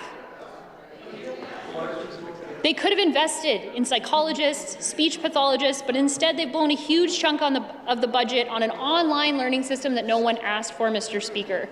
School divisions still have to organize bottle drives because the Sask Party government has cut their funding to the bone. Bottle drives for education, Mr. Speaker. Bottle drives. Not for treats, but for essentials, Mr. Speaker. Bottle drives. Education is an investment. It needs to be treated that way. Hear, hear. Yeah. Bottle drives. The member from the Battleford should pay attention to this. Mr. Speaker, we on this side of the House, we're focused on issues that matter to Saskatchewan people. Healthcare, this outrageous cost of living crisis, and good-paying jobs. This government's been in power for 16 years. It's time that they own that record instead of pointing fingers elsewhere.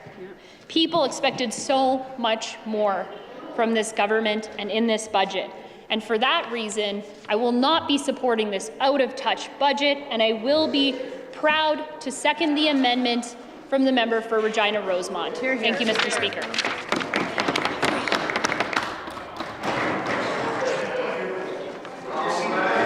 Earlier, the government House Leader raised a point of order and I'd like to rule on that. On March 7th, 2019, a member used the phrase boneheaded ideas. At that time, the current opposition leader, House Leader, raised a point of order. The member then withdrew and apologized. To the member from Regina Rosemont, used the phrase boneheaded tax, which is along the same vein. I ask the member from Regina Rosemont to do the same now and withdraw and apologize. I recognize the member from Regina Rosemont. I would withdraw and apologize. People, don't we have better things to do than the points of order? I recognize the member from Kindersley. Well, thank you, Mr. Speaker. It's obvious the opposition hasn't taken a Tony Robbins lecture in lately on the power of positivity. But what a great day it was yesterday here in the provincial legislature. Almost as great as being in Riversdale, I would think, maybe. Mr. Speaker. The atmosphere of positivity was visible, and the eager and excited crowd in attendance was not left. And they certainly were not disappointed, as they were treated with a very upbeat and informative budget presentation presented by the longest-serving current female cabinet minister in the country, Mr. Speaker. A humble and eloquent address delivered by a first-class individual. A positive budget with a positive message by any metric. But then, right on cue, we had something completely different happen. I sure hope that it's not unparliamentary for me to have an alternative observation or opinion. But we did have the opportunity to hear the longest-serving opposition member in the province, and what a treat that was, Mr. Speaker. Now, I will give the member from Rosemont some credit. He is very well-spoken, confident, and even humorous at times, and he does know his material. And he most certainly knows how to work a crowd and a room. While the cynicism and grandstanding champion 16 years running was feeling very empowered yesterday by the crowd, reminding all of us of previous leadership bids gone wrong and making us wonder if perhaps this time might just be the time. But why wouldn't he feel this way? With his most recent coziness and the feeling of protection by the media and the chair, it's no wonder the confidence meter was redlining. But you know, Mr. Speaker, last week we did see some humility and remorse, and we really thought he was going to do the right thing. But reality always comes back into focus, Mr. Speaker. After all, even the biggest fans realize that Kevin Costner isn't a cowboy. And Tom Hanks' friend Wilson wasn't really a person. They're just really good actors. But what is genuine, Mr. Speaker, is the day in and day out bashing of the provincial economy and the talking down to the province, and by extension, tossing aside and discounting the efforts of the good working people and businesses here in the province. Hear, hear. And it seems in opposition minds, success is only achieved if socialism leads the way. And I'm honestly, truly embarrassed for them. We heard the sighing and felt the tension and saw the eye rolling of the crowd yesterday on much of the commentary by the member opposite. Hear, hear. It must be awful to get up every morning and go to work every day with the purpose of telling every person across this province that everything is terrible. Crisis after crisis, day after day. Well, Mr. Speaker, you will hear a different tone from members on this side. Hear, hear, hear. A tone set in the address given by the Minister of Finance. Hear, hear. A tone of positivity, a tone of excitement, a tone of every day is a good day here in Saskatchewan. And some are just better than others, Mr. Speaker. A tone and a message that the best days are still ahead for all of us in this province. Hear, hear, hear. There will be no shortage of positivity from members on this side, Mr. Speaker. At least a 4-to-1 ratio of good to bad messaging will resonate, no matter what the media will report. Like our colleagues from Lumsden Morris and Regina Walsh Acres, who are not here with us today, but are with us in spirit. Hear, hear.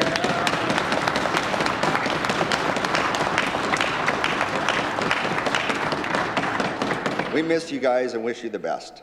Your attitudes are inspirational, to say the least, especially under the circumstances. Hear, hear. Hear, hear. And the member from Athabasca, for your courage in standing up to unapologetic bullying, intimidation, and insinuated personal accusations.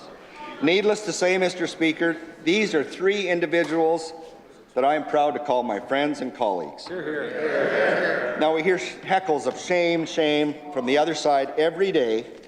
Take a look in the mirror, you guys. We do not claim to be perfect. We are not. We are as human as you are.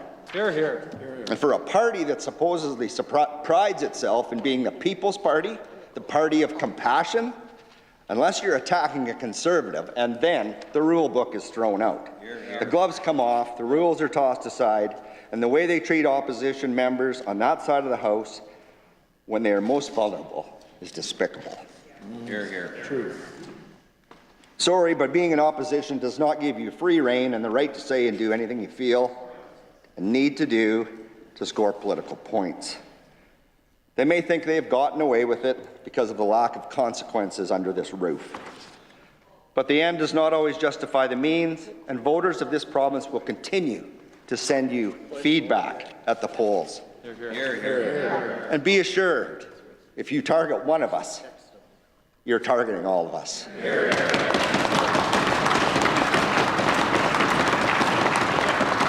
Now, Mr. Speaker, their platform.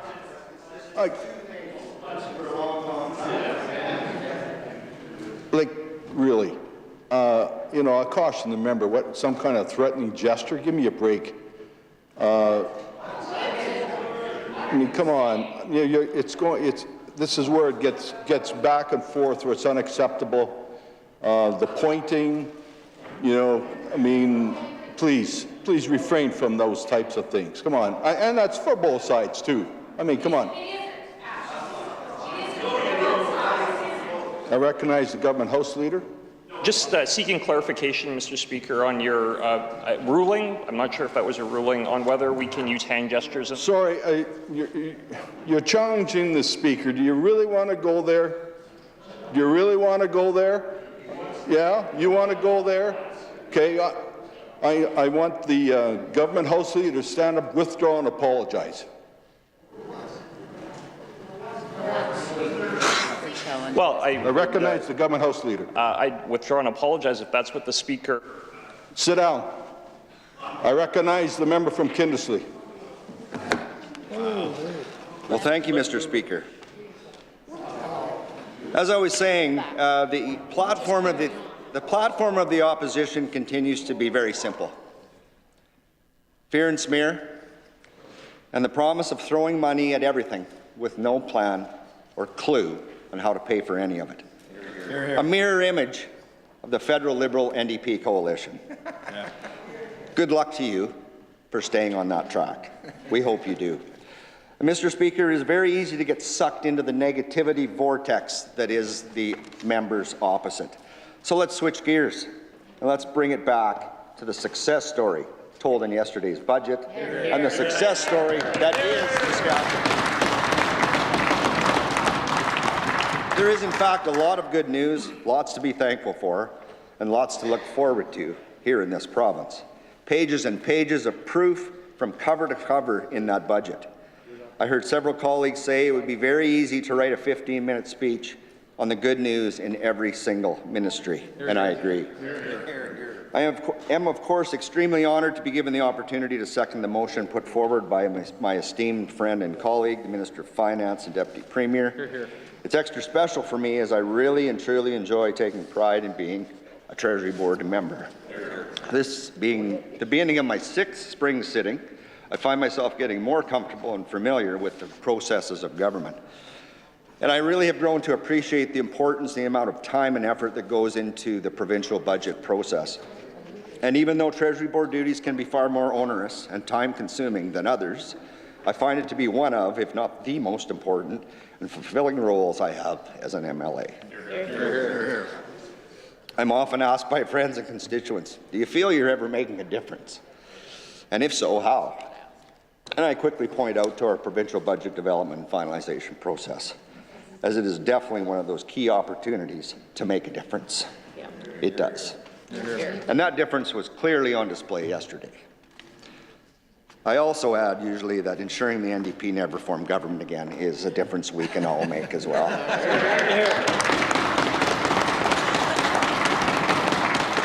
Now, I don't think the average person has too much of a grasp on the amount of work and collaboration that goes into budget development, and I certainly didn't 5 years ago either. The decisions made in the budgetary deliberations each year, of course, affect each ministry's operations in different ways, and I certainly understand how it could be very easy to fall into the habit as a government of being reactionary in spending rather than being proactive. And that approach in the past has created far too much volatility and unpredictability, baking in enhancements in good economic times that are unsustainable when our provincial revenues retract. Governments then find themselves having to make hard choices with taxation rates or reduced program delivery. In a jurisdiction like Saskatchewan, it can be very easy to fall into that trap. Our ag and resource-based economy can be very volatile, as we've seen in the past few years. Add in a pandemic, generational drought, a war, and accurate financial projections become virtually impossible. And that's why I'm so thankful for the proactive, balanced approach developed and taken by our Minister of Finance, her team, and really by extension, us as government over the last 5 years. Hear, hear, hear.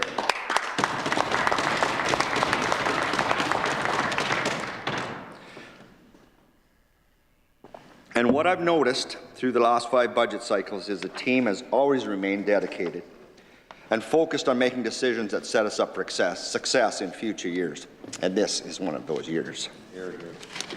Whether the budget has been balanced or not, deficits or surpluses, the focus remains on stability and sustainability. And what really impresses me the most is that these decisions in the past have not come at the expense of programming offered by ministries. Again, a very sharp contrast to what the opposition says day in and day out about cuts. Ministries have in fact experienced consistent funding lifts every year. Not the cuts, as the members opposite claim. Yes, taxation has changed, expanded in some areas, admittedly, in the past few budgets. But no matter how simple the math or how clear the statistics may be, the members opposite refuse to admit the cold hard facts of the matter is that we are living in quite good times in quite a good province. And we continue to thrive. And again, in my opinion, largely due to the fact that we have not had an NDP government for 16 years. And it will be very interesting to see how they will attempt to spin this budget into bad news. Well, Mr. Speaker, this budget is anything but bad news. You've heard many great details from the Deputy Premier yesterday, and you will hear many more from the Premier coming up and our colleagues over the next week reiterating exactly how good this budget is, how it provides more services for every resident, more opportunity for every existing business, more for every newcomer or immigrant, more for every company considering making Saskatchewan a place to operate. Building on the strong economic performance from last year, this budget truly provides growth that works for everyone in this province. As mentioned before, the examples are so numerous, Mr. Speaker. Pick a ministry, any ministry. There is great news in literally every one of them.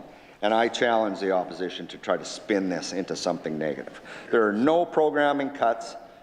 There are no new taxes. There are no tax increases, period. End of story. The success of this budget is the result of a strong economy backed by sound financial management on behalf of the provincial taxpayer. I look forward to hearing my colleagues outline what matters to them over the next week, and I really should mention there are a few that are quite meaningful to me as well. And I'm going to start with agriculture, which is important to myself and so many of us rural members. The Premier refers to it as the spinal cord of the provincial economy, and it is most certainly all of that. It has always had its challenges and risks. That will not ever change, but I'm very excited for the future of agriculture in this province. The world is becoming increasingly aware of the products we produce here and perhaps just as importantly, how we produce them. Agriculture has evolved into agribusiness over several generations, and the risk and rewards have grown with that. And that is why our Ag Ministry has worked hard to forge a new federal partnership deal. Yes, it's costing our government more money in annual budget costs, but this investment, including over $400 million in the Ag Risk Business Management programs, ensure that our most important economic driver remains secure, healthy, and sustainable for years to come. Crop insurance has now reached $446 an acre. Agri-stability compensation rates are up from 70% to 80%. Coupled with investment of $38 million towards research and innovation, ensures this province will remain a global ag leader. The same can be said for our energy and resource products, ethically and environmentally produced goods developed in a better manner than anywhere else in the world. The oil and gas, the potash, the uranium, the lithium, the helium, the copper, the rare earths. Mr. Speaker, we literally have it all, and the world wants it. Our soon-to-be 9 trade offices are getting the message out. We indeed are open for business, and we have what you in the world market want and what you need. And as crazy as it sounds, the single biggest threat to our provincial success continues to be the flawed environmental and climate policies of our federal government, backed time and time again by the members on that side. Talk about shameful, Mr. Speaker.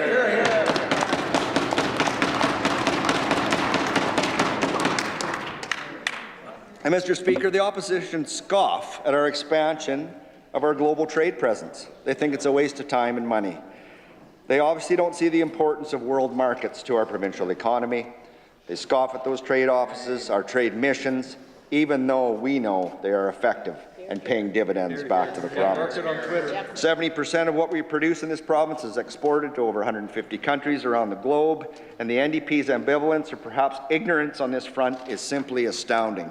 After decades and decades of socialist policies holding this province back, this group continues to go down the same protectionist policy path. They would nationalize and milk our industries to the point of extinction like they did decades ago and push industry to more friendly jurisdictions, even after witnessing the growth and prosperity we've experienced here since 2007. Population growth of more than 210,000 people, something NDP called impossible. The economic growth of small and medium-sized business, growth of ag sector, and the growth in the energy sector, the growth in the tech and innovation sector, unprecedented growth everywhere you look. Biggest population growth in more than a century, pushes our population over 1.21 million, just announced here this week. We as a government know there are pressures and challenges with growth, but we also know what that growth provides. It provides the ability to spend $7 billion on health care. It provides more doctors, more nurse practitioners, more nurses, more lab techs, more continuing care aides. It enables us to build hospitals, not shut them down. A Jim Pattison Children's Hospital, a Sask Hospital in the Battlefords. It provides for record investment in education. $4 billion, Mr. Speaker. More students, more teachers, more EAs, more schools. Not school closures, more training seats in our post-secondary institutions, more courses, and ultimately a more highly educated and trained workforce. More support for the most vulnerable, more for seniors, more for the disabled, and more for those in need of mental health and addiction support. More work to do, always, on that front, all of those fronts. We acknowledge that every day. It's not perfect.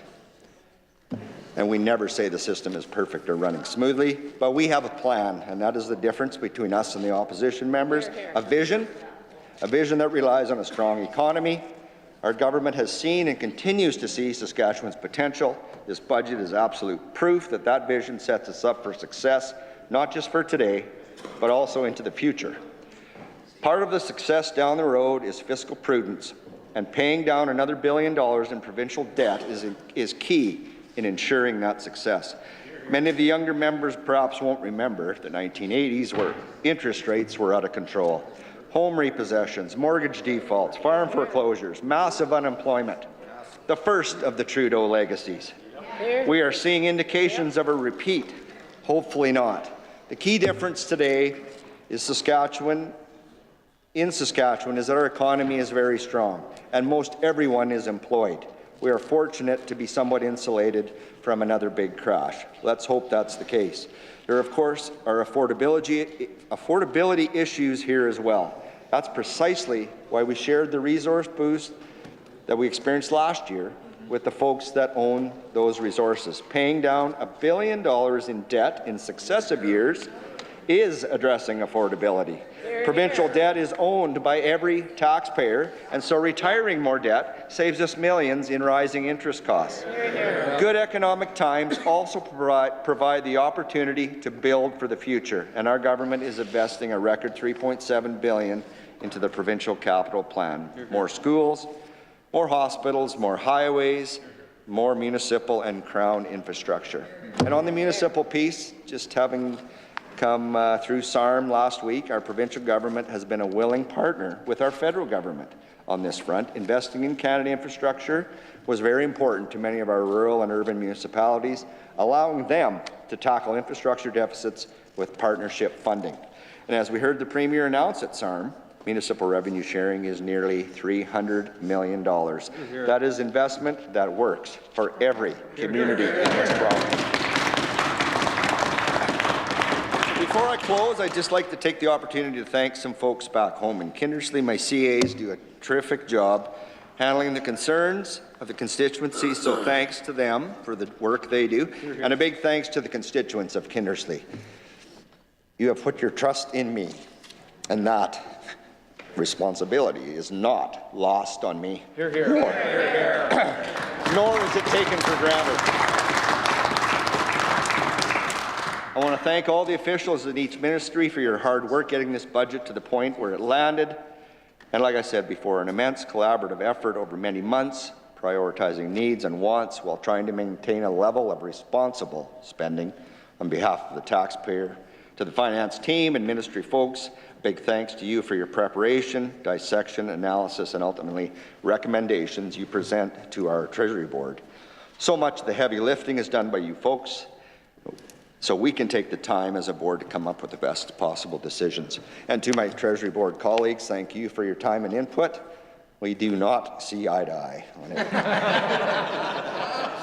That's okay. We work through it. We endeavour to make the best decisions on behalf of the taxpayer and constituents. And of course, one final thank you to Madam Deputy Premier and Finance Minister. Undoubtedly a budget you can be very proud of. Hear, hear. Hear, hear. And you, along with the Premier, can and should take so much credit for that. The growth we are experiencing and see in this budget is taking us forward to our vision for 2030. The items are getting ticked off the list faster than we imagined, and the growth we are experiencing is absolutely growth that is working for everyone. Hear, hear. I hereby second the motion put forward by the Minister of Finance, and oddly enough will not support the amendment introduced by the member from Regina, Rosemont. Thank you. Hear, hear.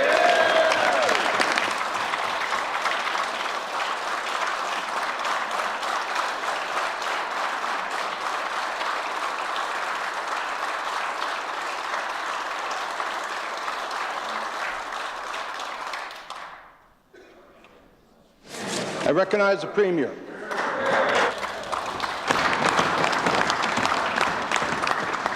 Thank you very much, Mr. Speaker. Before I begin, I would also just like to make a few comments of thanks to many people that support me in my role as the MLA for Rosthern-Shelburne. My role is being part of what I think is a great and strong governing team here in the province of Saskatchewan, Mr. Speaker, and that starts with my family, my son, my daughter, and most importantly, my wife. Mr. Speaker, I can't say much more than that. Thank you to each of them, Mr. Speaker. Words I just don't think are adequate. Our constituency office in Rosthern-Shelburne, we had Sally Jacobson here today. Cindy Pacho also works in that office. She came on board a couple of years ago, Mr. Speaker, and I want to thank them for, as I always joke, being the eyes, the ears, and most importantly, the face of Rosthern-Shelburne, Mr. Speaker. They treat all the constituents and beyond, in many cases, with the calls that we receive in there with the dignity and respect, and try to get to the bottom and find a solution for the issues that they ultimately have. Last but certainly not least, Mr. Speaker, I'd say a thank you to all of the residents of Rosthern-Shelburne, which will be moving and expanding a little bit this next election. I'm so very appreciative of the guidance that they have provided me as their MLA over what is 3 elections now.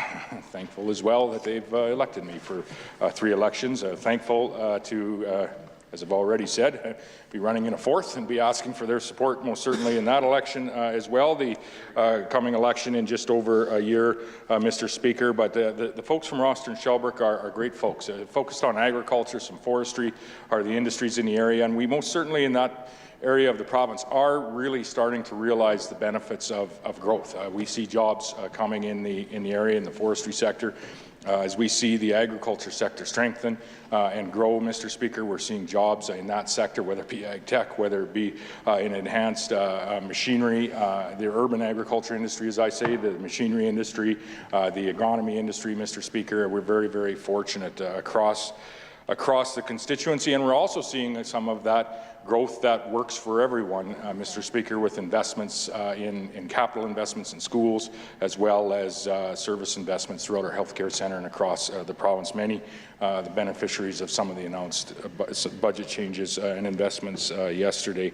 Which brings me to yesterday, Mr. Speaker, very quickly, with respect to the budget that was introduced by our Minister of Finance, also our Deputy Premier, her 6th budget, Mr. Speaker, this government's 16th budget that we have had the honour to bring forward on behalf of the people of the province. And I think I would just say thank you collectively to all of those involved in the budgetary process, but to all of those that across the province, individuals, groups, organizations, community-based organizations that have provided advice through their MLA, through their minister, through whoever that might be, in bringing this budget to where it is. We've waited some time for a budget like this, Mr. Speaker. We talk about, the $1 billion in debt reduction that came forward in this budget. Well, Mr. Speaker, that's an important investment in our future. Over the course of the last couple of years, we had invested heavily. We had a couple of deficit budgets. About $2 billion was provided to support families, to support communities, Mr. Speaker. I'm thinking of the Municipal Economic Enhancement Program, Mr. Speaker, $150 million to support municipalities. Look at the dollars that was provided to support our healthcare system, our education system, to support small businesses that are driving employment in community after community, Mr. Speaker. We did experience a deficit, a pandemic-related deficit, Mr. Speaker, with $1 billion provided to debt relief last year and $1 billion provided to debt relief this year, Mr. Speaker. We know, and all the while, going through one of the most significant droughts that this province has faced in over 3 decades. We were able to do that, Mr. Speaker, on behalf of the people of this province. We were able to eliminate that pandemic deficit that we had, and most certainly, Mr. Speaker, are going to forego paying interest, tens of millions of dollars, if not hundreds of millions of dollars over the years, by not paying interest on that amount of money, Mr. Speaker, and investing those dollars into services that are provided to Saskatchewan residents.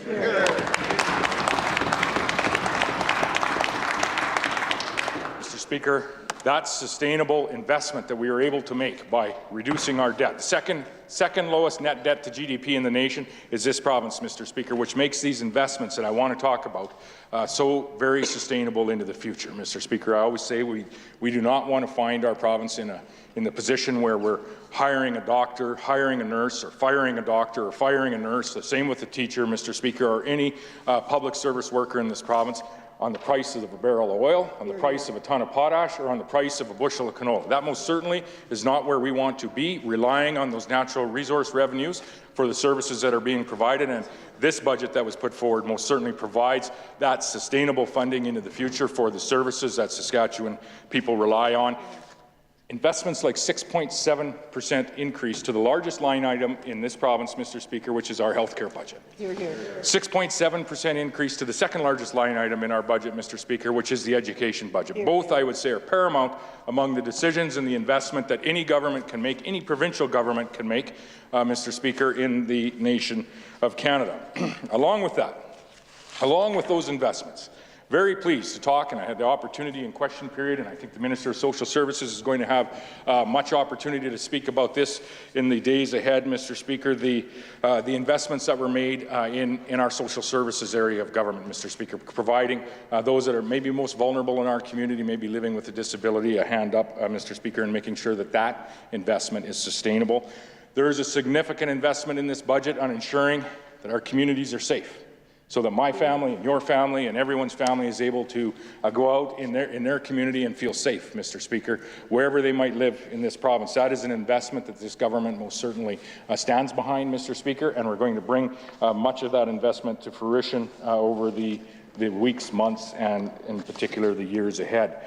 All the while of ensuring the sustainability of the provincial finances by paying down our pandemic debt, Mr. Speaker, all the while of providing a 6.7% increase in education and health care, Mr. Speaker, we were able to continue on the capital plan in this province, building the schools, building the highways, building the hospitals in this province, Mr. Speaker, with record investment. Just under $4 billion was provided to this province's capital plan, Mr. Speaker, and I think when you look at this budget as a whole, and we'll have the opportunity over the weeks ahead to read in, I'm sure, a number of quotes of different credit rating agencies, Mr. Speaker, folks from across Canada on just how sustainable this budget is, providing that sustainability for those investments that we are making, Mr. Speaker. And I would say just at the very bottom line, the bottom line statement that we look at and that we go to is that this puts Saskatchewan in the second strongest position next to Alberta, Mr. Speaker, the second strongest position in the nation when it comes to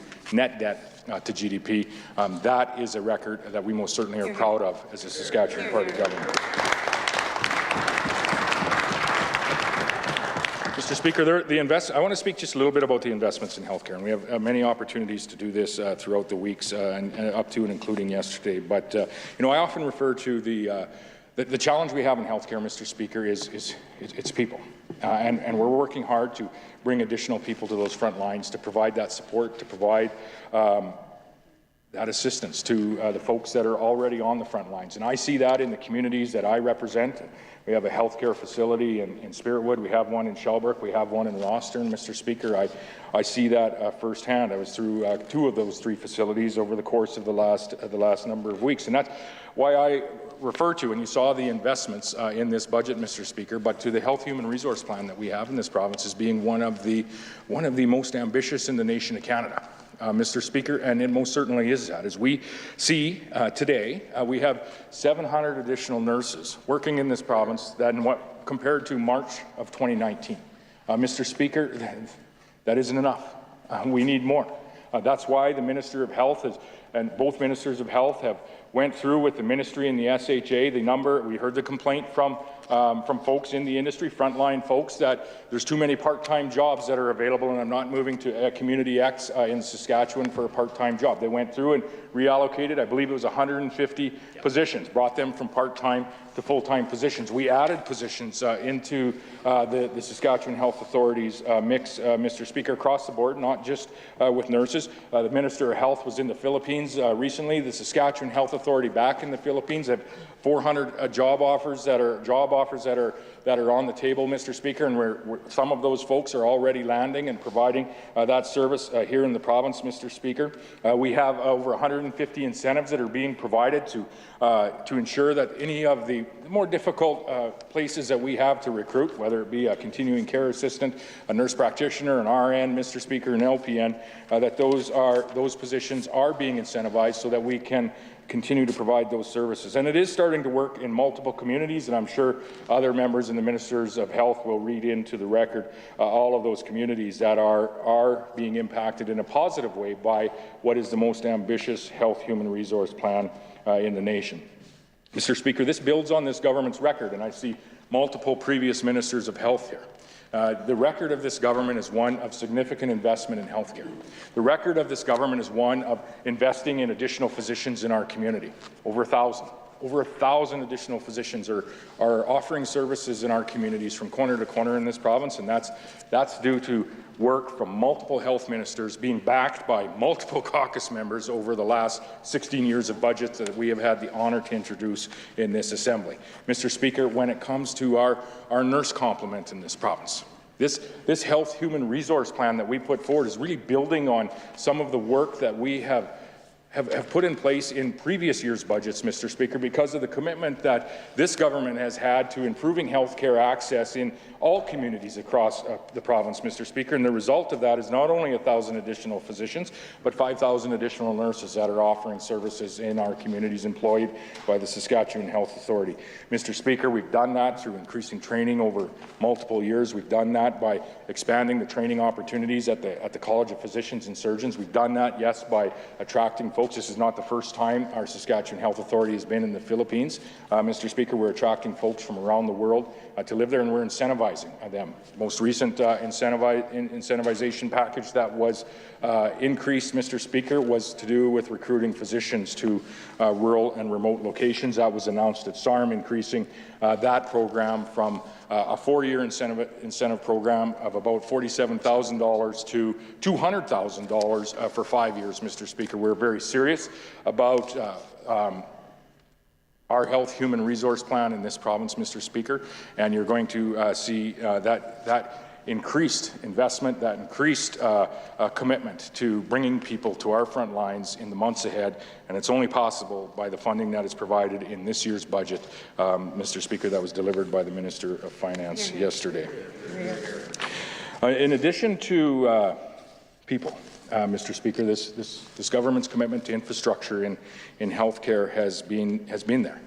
I can remember back in 2008, the community where I lived was part of I believe it was 13 long-term and integrated healthcare facilities in the province. There was a 14th added in Saskatoon at a later date. And you look at what has happened since that time, Mr. Speaker, a government that has invested in a Jim Patterson's Children's Hospital, a government that has invested in a new hospital in Moose Jaw, Mr. Speaker, a government that has invested in multiple long-term care homes across the province. The most recent announcement this past year or 18 months would be our largest long-term care investment right here in our capital city of Regina.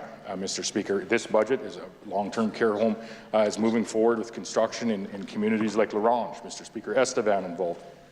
Many other communities across the province. And that infrastructure investment is one that, and that's a traditional infrastructure investment in hospitals and in long-term care facilities. What you're seeing when you drive north on Albert Street here in Regina is a little bit of an innovation, I think, really, Mr. Speaker, and it isn't that far off of what we've done, but, Mr. Speaker, you're seeing an urgent care centre being built here in Regina. Very shortly, you're going to see another urgent care centre coming forward in the community of Saskatoon. That is a unique partnership with Atakakuk Cree Nation, Mr. Speaker, a community not far from where I live in this province. Mr. Speaker, and what you're going to see in those urgent care centres is much-needed relief for folks that may have an ailment or whatever it might be, Mr. Speaker, that is maybe doesn't quite belong in the emergency room, one of our busiest areas here in our capital city, Saskatoon, and many other communities. But, Mr. Speaker, it is much more urgent than maybe waiting 5 or 10 or 15 days for a physician's appointment. And so thus the word urgent, Mr. Speaker, where those individuals, and these are a pilot program to some degree, we think they'll be a highly successful pilot program, where those individuals will have a place to go, Mr. Speaker, not necessarily our emergency room, but we'll have a place to go to have whatever it is they need dealt with by a medical professional in this province. Maybe a physician, and maybe soon to be a physician assistant is being talked about by the ministers of health, maybe a nurse practitioner, most certainly, Mr. Speaker, but we want to create that access for Saskatchewan people and reduce some of the pressures ultimately that we're having in our emergency rooms. Innovation, Mr. Speaker, to some degree. Some would argue not that much innovation, but certainly I would argue it's an investment, Mr. Speaker, in common sense innovation that's going to provide services to Saskatchewan people. There's going to be another door on these urgent care centres, which I think is important for us to discuss, Mr. Speaker, because it's part of this broader investment partnership, if you will, with places like Atakakuk First Nation, Mr. Speaker, but really a partnership with the people of the province, and that is providing access to those that may be experiencing a mental health crisis, or those that may have entered a life of addictions, Mr. Speaker, and are ready to make a change. This is a focus of this government, is to provide rehabilitation services, Mr. Speaker, and that's changed over time. Most certainly has changed to be the services that are required when it comes to rehabilitating from the drugs that are available today, Mr. Speaker, are very, very different than they were 10 and 20 and 30 years ago. And that's why the Minister of Mental Health and Addictions has been very ambitious in ensuring that we are bringing on those 150 mental health and addictions treatment beds in this province, working with community-based organizations like the folks in Estevan, bringing those beds on, Mr. Speaker, so that we can provide that service here in Saskatchewan, bringing on additional detoxification beds as well, Mr. Speaker, so that when an individual enters that other door in the urgent care centre in Saskatoon or Regina to begin, Mr. Speaker, we have the capacity. We ultimately have the capacity to provide the service that they need to bring them in front of the mental health, the medical health care professional that they may require at the time, Mr. Speaker. An important access point, Mr. Speaker, that I think will greatly improve our access to service, to mental health and addiction services ultimately in this province, Mr. Speaker. That's why, as the Minister of Mental Health, as we'll state today and we'll state every day, we are entirely focused on providing that capacity for mental health treatment, providing that capacity for addictions treatment, Mr. Speaker, intensive addictions treatment, and providing those access points for Saskatchewan residents as well. This is a changing place for us as Canadians. It's a changing place for us in Saskatchewan, and this government, this budget that is titled Growth That Works for Everyone, most certainly is going to work for the folks that need those services in this province.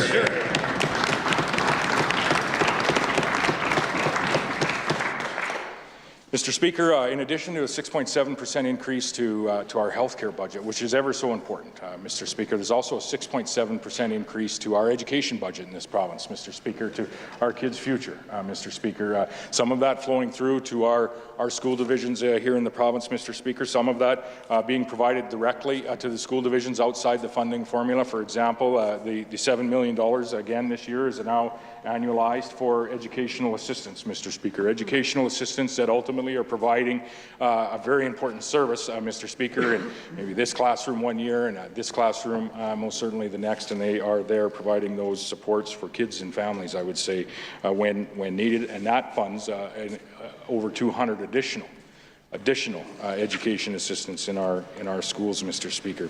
Funding provided, and this is an important point as well, funding provided to the Saskatchewan Distant Learning Corporation.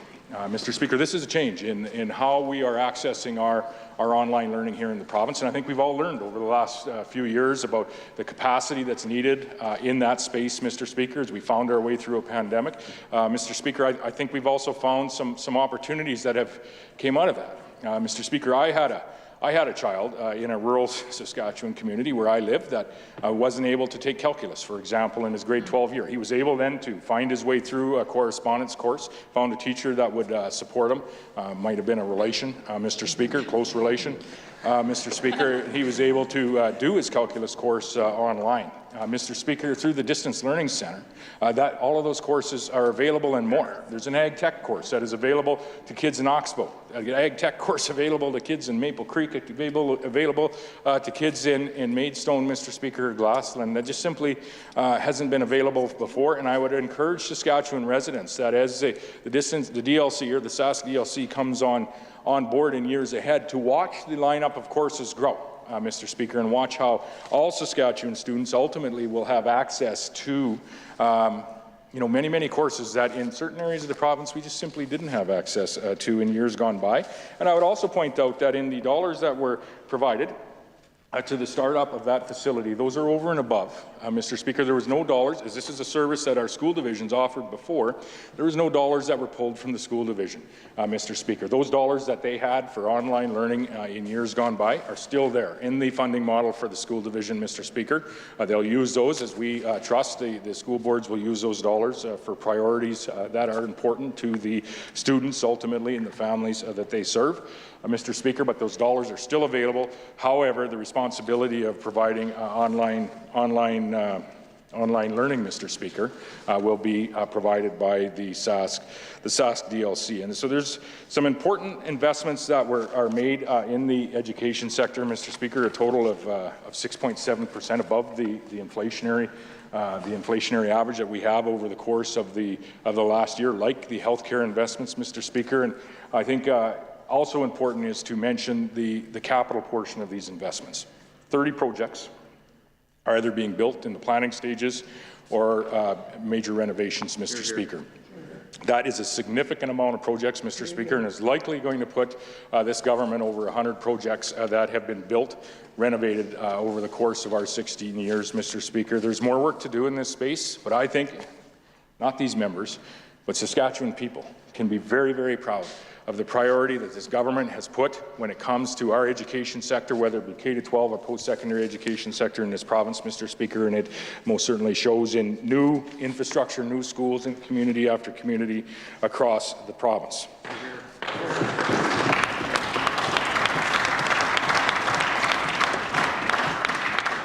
Mr. Speaker, one of the more impactful meetings, and I got the opportunity to meet with a number of folks yesterday in the lead up to the budget, a number of folks that are providing services, in particular, I would say community-based organizations across the province. And I had the opportunity with the Minister of Corrections and Policing and the Minister of Justice to meet with Tamara Maddie from Sophia's House, Mr. Speaker, and to have a conversation about what impact the operational funding will have in that space of second stage shelters. And full credit, Mr. Speaker, to the opposition members, in particular the member from Regina Douglas Park and the Leader of the Opposition that have mentioned this many times, Mr. Speaker. This is an opportunity for us to make an investment that I think is going to most certainly impact individuals, but as Maddie had said yesterday, Mr. Speaker, it's about the kids.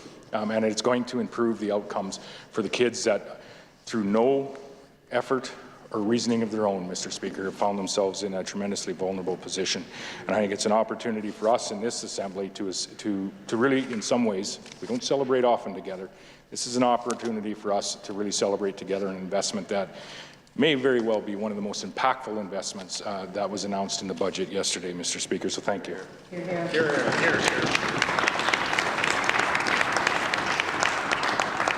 There may be some policies that we don't agree on, Mr. Speaker, and I'll get to those in a minute. We're very fortunate in this Assembly to be able to discuss those policies on behalf of Saskatchewan residents and have that, that open and vibrant discussion on policies, Mr. Speaker, not people, but policies, Mr. Speaker, and any differences that we ultimately might have. Mr. Speaker, but I do want to move on and mention a couple of, and I wanted to mention a number of highlights in this budget, but as a Minister of Social Services, Mr. Speaker, $1.4 billion being provided to the social services budget here in this province. And there's some important investments, Mr. Speaker, some very, very important investments in this space, Mr. Speaker, starting with the social income assistance that we have in this province, up 6%, Mr. Speaker. That is a significant increase, Mr. Speaker, to those that are utilizing that program. We have, as we said, the Seniors Income Plan, Mr. Speaker, and on the political side, we'll always mention, Mr. Speaker, that it wasn't raised in the 16 years under the NDP government, Mr. Speaker, but I think we can all agree in this Assembly that the increases that have come, I believe this is the 5th increase to this program. In addition to the program, fully funding actual costs when it comes to things like power bills, for example, Mr. Speaker, and a list of another number of items, that the program covers the actual costs as opposed to providing a flat rate, and that's important to note, Mr. Speaker, but again, increasing by 9% this year. So SIS increasing by 6%, 6% this year. SED also increasing by 6%. I got ahead of myself. It's the I'm way ahead of myself, actually, Mr. Speaker. It's the Seniors Income Plan that wasn't increased for 16 years, Mr. Speaker. They didn't have a SED program to increase, Mr. Speaker, because that SED program was brought in by this government in 2009. There's so many programs, Mr. Speaker, that are being invested in here that I'm losing track, Mr. Speaker.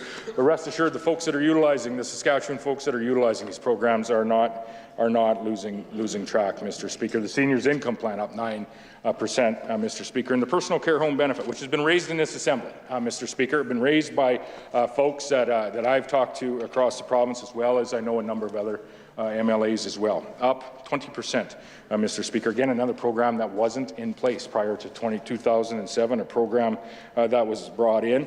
And above all of this, above all of these increases, is a 3% increase to our community-based organizations, Mr. Speaker, many through social services, a number through justice, some through health, Mr. Speaker, and some scattered among other ministries across government.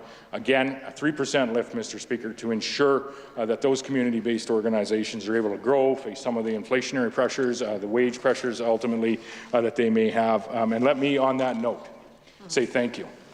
Thank you to all of those folks that are part of a community-based organization, part of supporting their community, Mr. Speaker, and part of supporting the folks that may be vulnerable for a period of time in their community, Mr. Speaker. It's appreciated by this government, and I would say that it most certainly is appreciated through the investments that are being made, Mr. Speaker, by the Minister of Finance.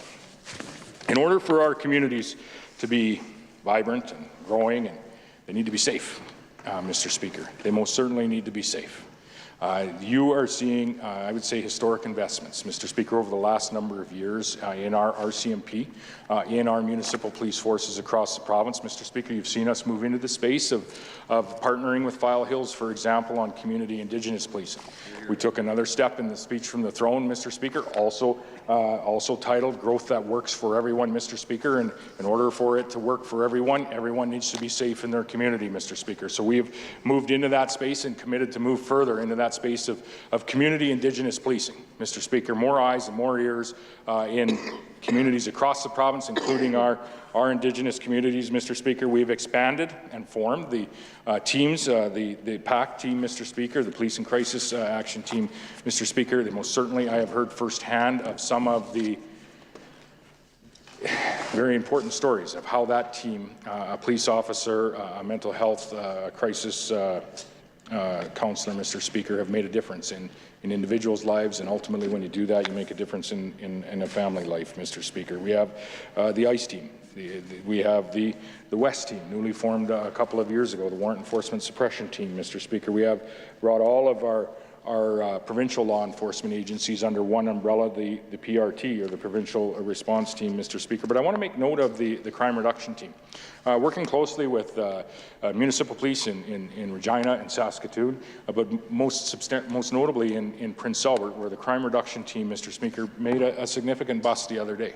A significant bust where they took quite frankly, some will call it drugs, but I would say kilograms, tens of kilograms of poison off our streets, Mr. Speaker. Mr. Speaker, this poison, these drugs that are available today, Mr. Speaker, are changing our society. They're requiring governments to look at different ways of delivering rehabilitation supports, Mr. Speaker.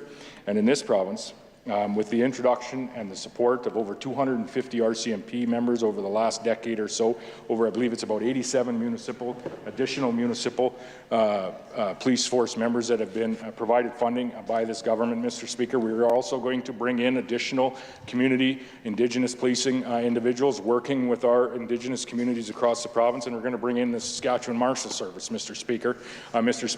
That service is going to be there to support all of those communities, to support the municipal police force, to support the RCMP police forces that we have, providing safety in our communities today, Mr. Speaker. It's an investment that is necessary. It's an investment that we have heard from Saskatchewan people is necessary in this province, and we are going to march towards that service, Mr. Speaker, being provided to Saskatchewan people so that we can all be safe in whatever community we choose to live in this province.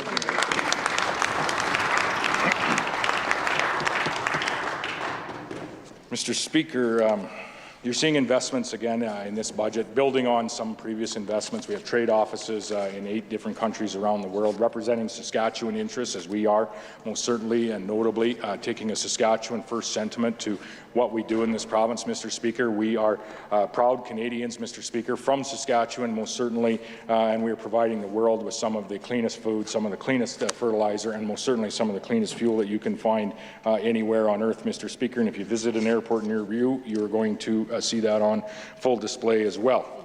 Mr. Speaker, this is where we get into maybe a couple of the differences between us and maybe some members opposite, probably all members opposite for the most part.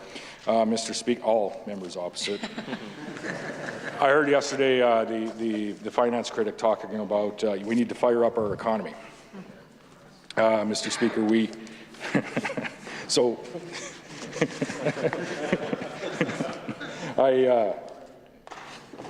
I found that actually humorous, Mr. Speaker. And so I'll bring back to a story of back in the day when we did have an NDP government in this province. And it was more of a local story for me, but the member from Lloydminster will be aware of it. The member from Cutknife Turtleford will be aware of it as well. Where are we here? Over here.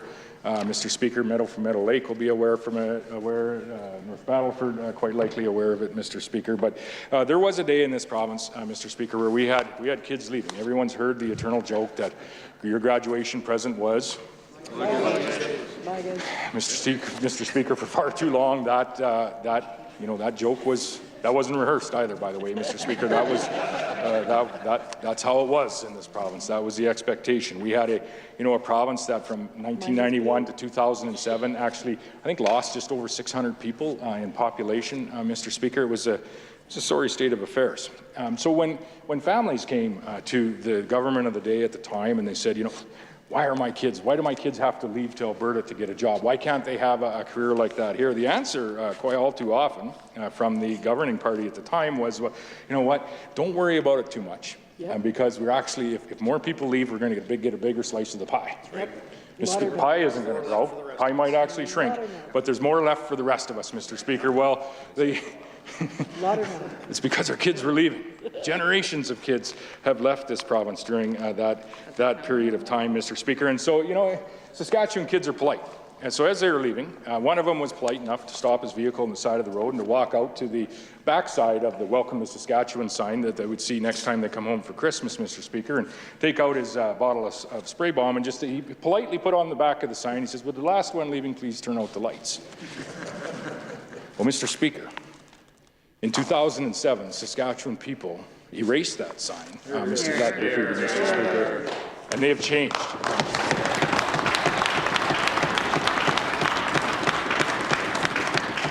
Mr. Speaker, in 2007, things in this province took a notable change. And I would say, we have talked about the opportunity that lies before us in this province for some period of time, Mr. Speaker. And I would say that those days are now gone by, Mr. Speaker. Our time is now.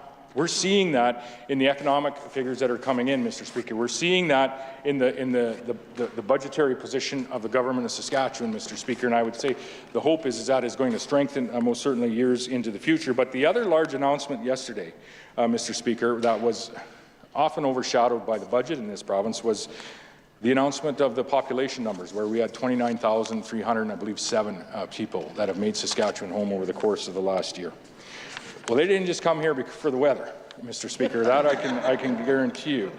Saskatchewan is experiencing the largest population growth, largest degree of economic growth that we have in the last 108 years. Mr. Speaker, they're coming here because there's 20,000 jobs that were created by industries, by small businesses, Mr. Speaker, in community after community across this province.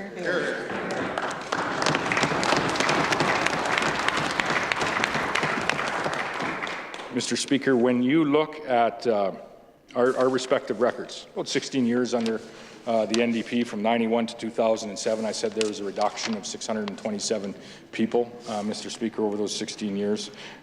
We're up over 212,000 people in the 16 years that we have had the honour to form government. That is the record of Saskatchewan people, Mr. Speaker. That is the record of Saskatchewan people that believe in their community, are investing in their community, and they're creating jobs in those communities, Mr. Speaker. It's also the record, Mr. Speaker, and the responsibility of all of us in this House to ensure that that continues into the future. Mr. Speaker, that's why you see the Minister of Energy and Resources putting forward exploration tax credits in the space that is going to provide energy into the future, Mr. Speaker, and that's in the space of rare earth elements or critical minerals. That's why you're seeing this government getting ahead of the curve, Mr. Speaker, with the investments that we're making through the Saskatchewan Research Council to ensure that we have a processing industry here in Saskatchewan. Mr. Speaker, we've done this before. Saskatchewan people have done this before in building and expanding a potash industry. And I just say on the record, we're not going to nationalize any of this, Mr. Speaker. We've built and expanded a uranium industry in this province, Mr. Speaker. We've built and expanded a very vibrant, and I would say the cleanest, one of the cleanest energy-producing industries, oil-producing industries in the world, Mr. Speaker. We have the very spinal cord of our Saskatchewan economy, which is the agriculture industry, Mr. Speaker, and we are going to build a critical elements industry, a rare earth elements industry in this province as well, Mr. Speaker, and you're going to hear more about that in the very near future. Mr. Speaker, it's the strength of that resource-based economy that has provided us with the opportunity to make these investments that we're able to introduce and in many ways to strengthen in the budget yesterday. It's the strength of that resource-based economy, Mr. Speaker, and I would say the fine touch of the member from Humboldt, Mr. Speaker, our Deputy Premier, in ensuring that the investments that we make are sustainable into the future. A very important point, Mr. Speaker, that we do not find ourselves in that that position where we are hiring and firing doctors, nurses, teachers on the price of a ton of potash, Mr. Speaker, on the price of a barrel of oil. But we make those investments on the royalties that are collected from that, the strength of our natural resource-based industry, Mr. Speaker. We make those investments where we can on behalf of the people of Saskatchewan. That's why you see 6.7% increase in our largest line item. Mr. Speaker, I would dare say the most important line item to the people of the province, and that's in the Ministry of Health. Same in the Ministry of Education, Mr. Speaker, are funding our children's future, Mr. Speaker. And I would say that of all of the budgets that I have had the opportunity to be part of over the last 11 or 12 years now, Mr. Speaker, this is one of the ones that I most certainly, as a member of the Saskatchewan Party government, am most proud of to deliver to the residents that I represent in Roster and Shelburne. Mr. Speaker, one of the budgets that I most certainly am most proud to be a part of, alongside what I view as a very strong team, the strongest governing team in the nation of Canada, I might put forward, including federal levels of government, Mr. Speaker.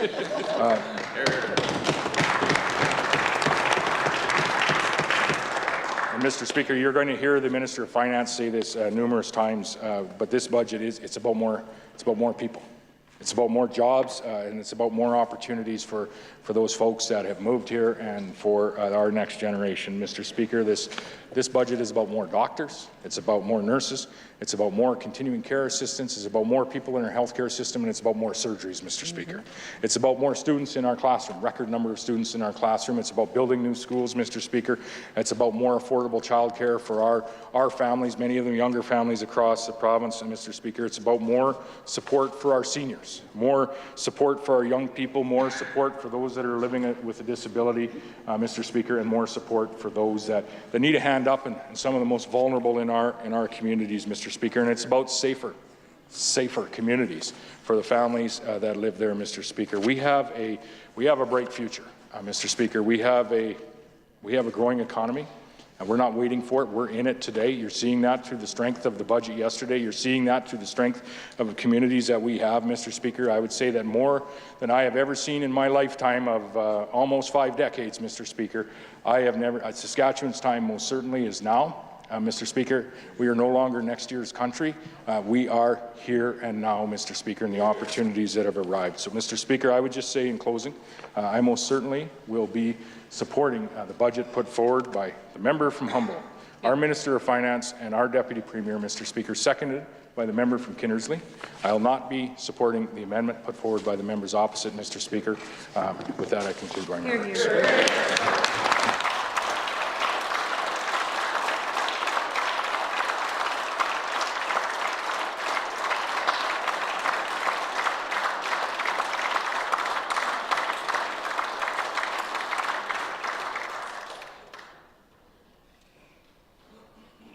I recognize the member from Saskatoon-Riversdale.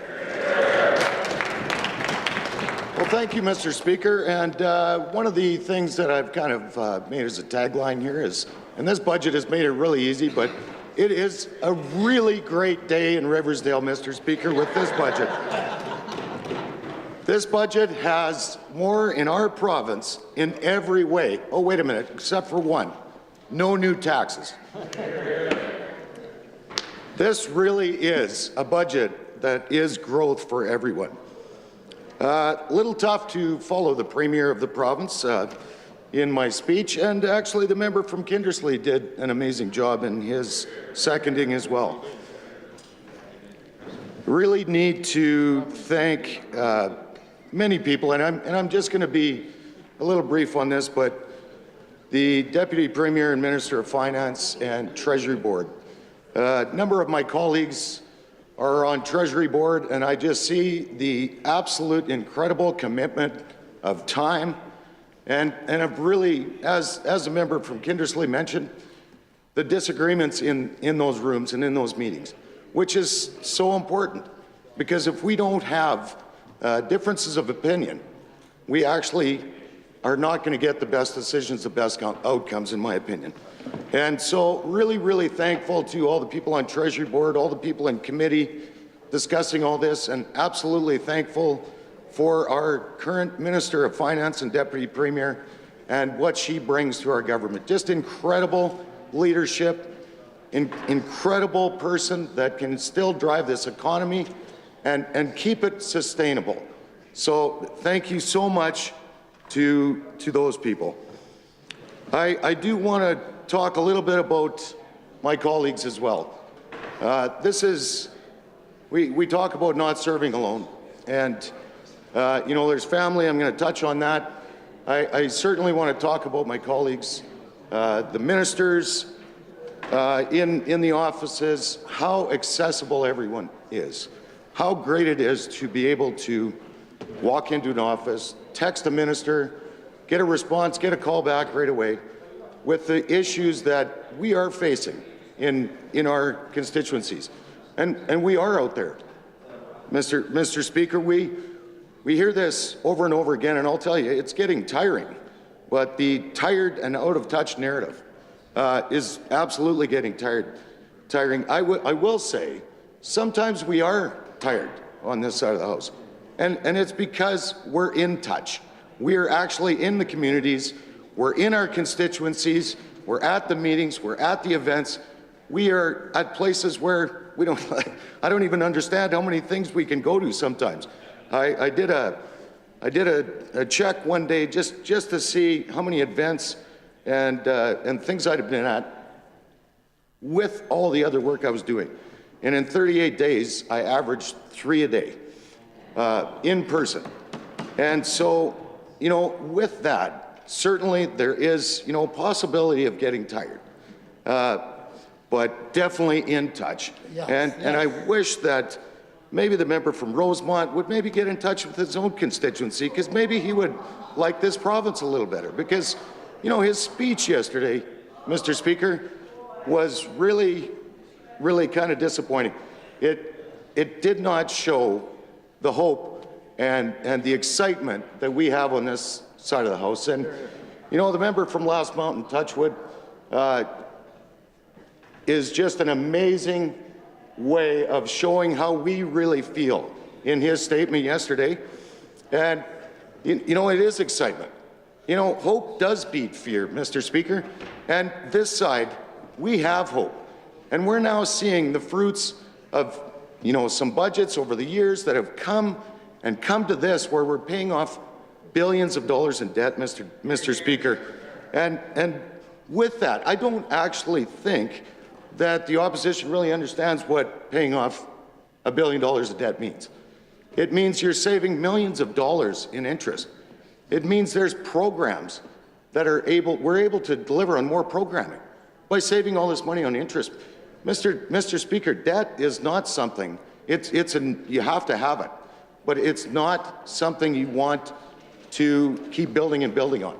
So the fact that we're able to pay off debt and increase all across the board, everywhere, education, health, on, and I'm going to touch on a few of those later. It's just so very great that we're able to do that. I do want to mention, just touch on it. The member from Kindersley mentioned it as well, but I just wanted to shout out to the member from Walsh Acres.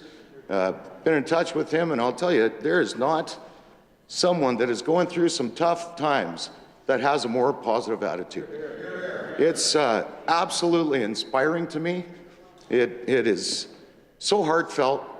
You know, we actually had a chat, the member from Walsh Acres and I, because he actually has been sitting without a seatmate the entire time he's been elected. And he was so excited at the start of the session. He said, "I've got a seatmate." And I said, "Yeah, but it's me." And he says, "You know what? I'll take anyone. I've just been alone for so long." But his attitude, and all the members on this side will absolutely attest to this, his attitude is the best attitude that I can, just best I've ever seen. This is kind of interesting too, because, you know, I was going to talk about the member from his location, but I actually get to say shout out to Lyle Stewart. I've had a tremendous privilege of getting to know Lyle since I've been elected. I'm not sure what it was about me, maybe the fact that I'm into cars, but Lyle has been one of those guys that just stops in for a coffee and a chat. And he's been an amazing mentor for me. Been able to go to his house and let him cook me a big steak dinner, which was amazing, and ended up buying a car from him. But, you know, Lyle's, as everyone knows here, Lyle's going through some challenges too.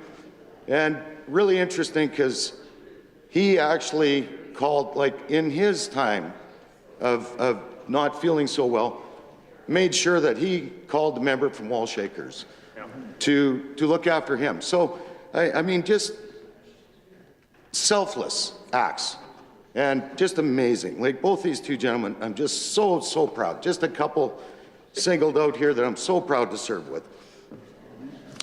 I wanted to touch a little bit, just a couple of I got 2 new CAs in my office. They were here yesterday. Had the pleasure of coming to see the budget. Jamie Martins, as well as Allison Clausen. And I was really happy to have them here yesterday. These 2 young ladies are absolutely amazing. They have such an empathetic way of dealing with people. They are just so caring and great people. So I'm really fortunate to have them helping me out in Riversdale as not even a year ago, Mr. Speaker, we had the misfortune of losing my CA, Terry Bubnick.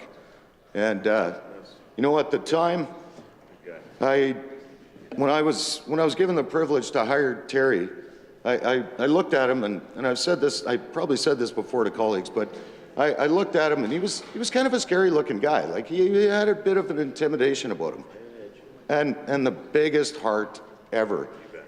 You know, there was a 100-year-old lady in our office the other day, came to see Terry, heartbroken, and it reminded me of this, and I just wanted to, you know, just speak of this. But she was very well served with my new CA. So to them, I say thank you. We don't serve alone, Mr. Speaker, and I have to acknowledge, I want to briefly acknowledge my kids, and it is part of what is going on with the budget. So I'm going to try and tie it together. I'm probably not as good at, well, I know I'm not as good as the member from Melfort, but I'll do my best. My son Christopher has been just a rock. You know, a little bit of a tough year for me last year. My son lives with me, and 21 years old now. Just so very proud of him in university, in the Edwards School of Business, and also just a very, very hard worker, Mr. Speaker, and just a very caring individual. So thank you, Chris. My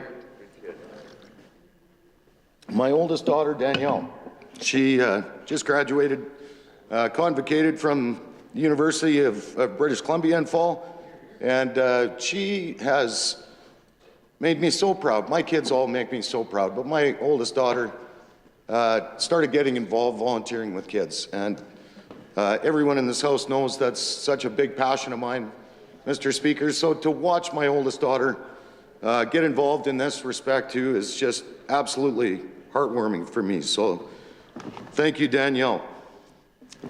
Morgan, I have talked about my daughter Morgan. This is my middle child in this House before, and I am going to briefly touch on the story because, you know, some of the things in this budget tie directly into the story of my daughter. My daughter attempted her life a couple of years ago, and it was a very low time. My daughter and I are very, very close now. I'm very fortunate. I believe we were before. This was just something that, you know, I thought I saw in her, but I wasn't sure. But I was able, like we've talked about this many times, and we talk about one of the things I was taught when I was in high school by a mechanics teacher that I could not stand, but he really taught me a lot, and it was don't bring me problems, bring me solutions. And you know, that was one of the best things I learned in high school. And so when I talk to my daughter and talk about mental health and addictions, you know, and when I talk to constituents, that is what I'm looking for. What are their ideas? What can we bring back? What are their suggestions to bring back into government? And the beautiful thing is then we bring them back, and the ministers listen, government listens, caucus gets together, we join up, we figure out the best way to provide these services. Mr. Speaker, I am so proud of this over $518 million in mental health and addictions this year. Incredible budget. And the depth of this budget certainly does not give me enough time to talk about this today, but I'm gonna try and do my best. So back to my daughter, we talk about solutions. We talk about some of the ways that we can do better in this province and in our own communities. And I'm so proud to say, Mr. Speaker, that a member from Melfort had this great idea. Interestingly enough, month later, I don't even know what it was, I went into the Minister of Mental Health's office, had a chat with them about an idea that my daughter and I were talking about. Well, it turned out the member from Melfort had the same idea. The Minister of Mental Health said, were you guys, like, you didn't actually talk to the member from Melfort, or like you don't know what he's doing? It was really amazing. So some of these great ideas, where do they come from? They come from the community. We get these from the people that we are talking to. My daughter is so proud that we are able to start delivering on some of these programs, helping CBOs, helping our community-based organizations that, you know, I heard the Premier mention it, but it can't be mentioned too often. Thank you to those community-based organizations and what they do. It's incredible work, and we're now expanding on that work. And there's so many good things coming out of that. It's just incredible.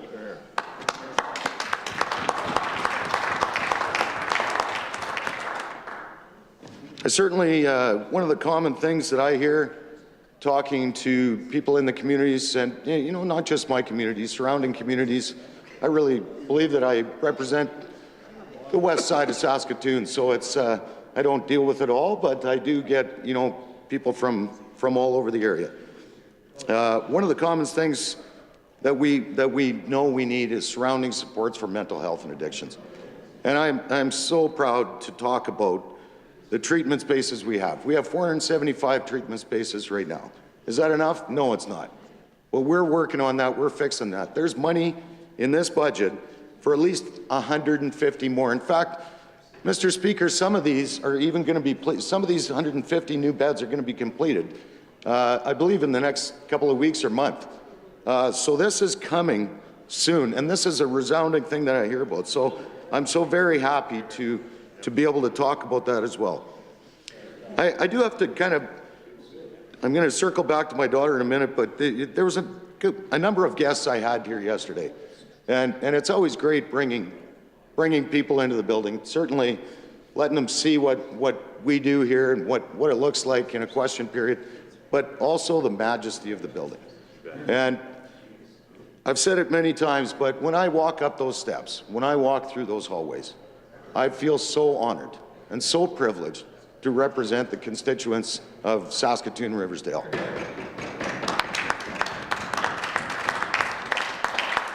And a few of my guests yesterday, Mr. Speaker, Joe and Jen, it was their first time in the building. And so giving them as good a tour as I could with the time we had, and then actually having a chat with them later. So on the way to walk them up to get into the chambers, I just was explaining kind of what the process looks like in a day. So what statements by members, the petitions, and kind of what they look like and what they're about. And I was explaining how member statements are typically a positive thing in our constituency or our community. And so they said, well, that sounds great. And you know, I told them some of the places that I've been able to highlight, some of the people I've been able to highlight, and they were really quite, I think, excited to see what the member statements would be. After the display yesterday, I don't even know what to call it, but when we walked out of here and I actually walked them back to my office, the first thing they say, I asked them what they thought of it, and they said, I thought you said member statements were supposed to be positive. He said, I don't think the members on the opposition understand that, because they certainly were not positive.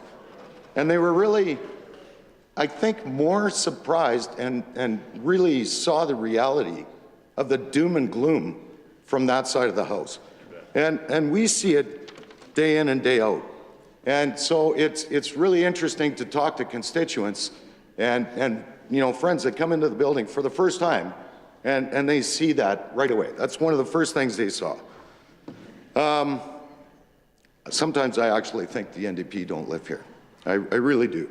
It's, I can't believe the negativity and how they can't get anything positive. We were talking about that, there was mention of the spin, like how do you spin this budget to positive? How can you spin this to negative? This budget's incredible. I got through not even just one page of my notes yet, and I could go on and on. I talked about saving millions in interest by paying off $1 billion of debt. More great news, another great time in Riversdale, Mr. Speaker. We have a new school going in Riversdale. There's money budgeted for a new school in Riversdale, and my people in my area are super excited about that. Urgent care centers in Regina and Saskatoon. Another great, incredible budget. $30 million. I believe the one in Regina here is already over half complete. And you know, with any luck, Mr. Speaker, the new urgent care center will end up somewhere near Riversdale. I'm kind of hoping, but you know, what a great thing that will be. Bring with the mental health department as well to it, in addictions area. So many other things I can talk about. More people, more jobs. You know, more than 29,000 people added to this province. More than 20,000 jobs added to this province. The most affordable place to live in the country, Mr. Speaker. When we talk about affordability measures, our Minister of Finance has made affordability measures that are annualized over $2 billion, taking over 112,000 people off the debt roll or off the provincial tax roll. They're on and on with what we've done. Mr. Speaker, the one thing I do want to mention as well as Legislative Secretary for Parks, Culture and Sport is more in the arts and culture file, Mr. Speaker. And as a Legislative Secretary, I attend a lot of events, I meet a lot of people, and wow, are they happy with what is going on in that industry. So to the Minister from Parks, Culture and Sport, thank you for what you've done there. It's been incredible to be a part of it. 1 minute. Okay. Highest budget ever in education. Another 6.7% increase. More EAs. And that is something, again, we hear in talking to people and certainly with people in my area. And so happy about that. More than 30 projects, as I said, with schools, which are actually in my area as well. Anyways, I'm going to wrap up my comments, Mr. Speaker, and I do want to say I am so happy to support this budget put forth by the Minister of Finance and seconded by the Minister from Kindersley. And I absolutely, the Minister? No, the member from Kindersley. And I will not be supporting the amendment. So thank you very much. Time has elapsed. This House now stands adjourned till Monday at 1:30.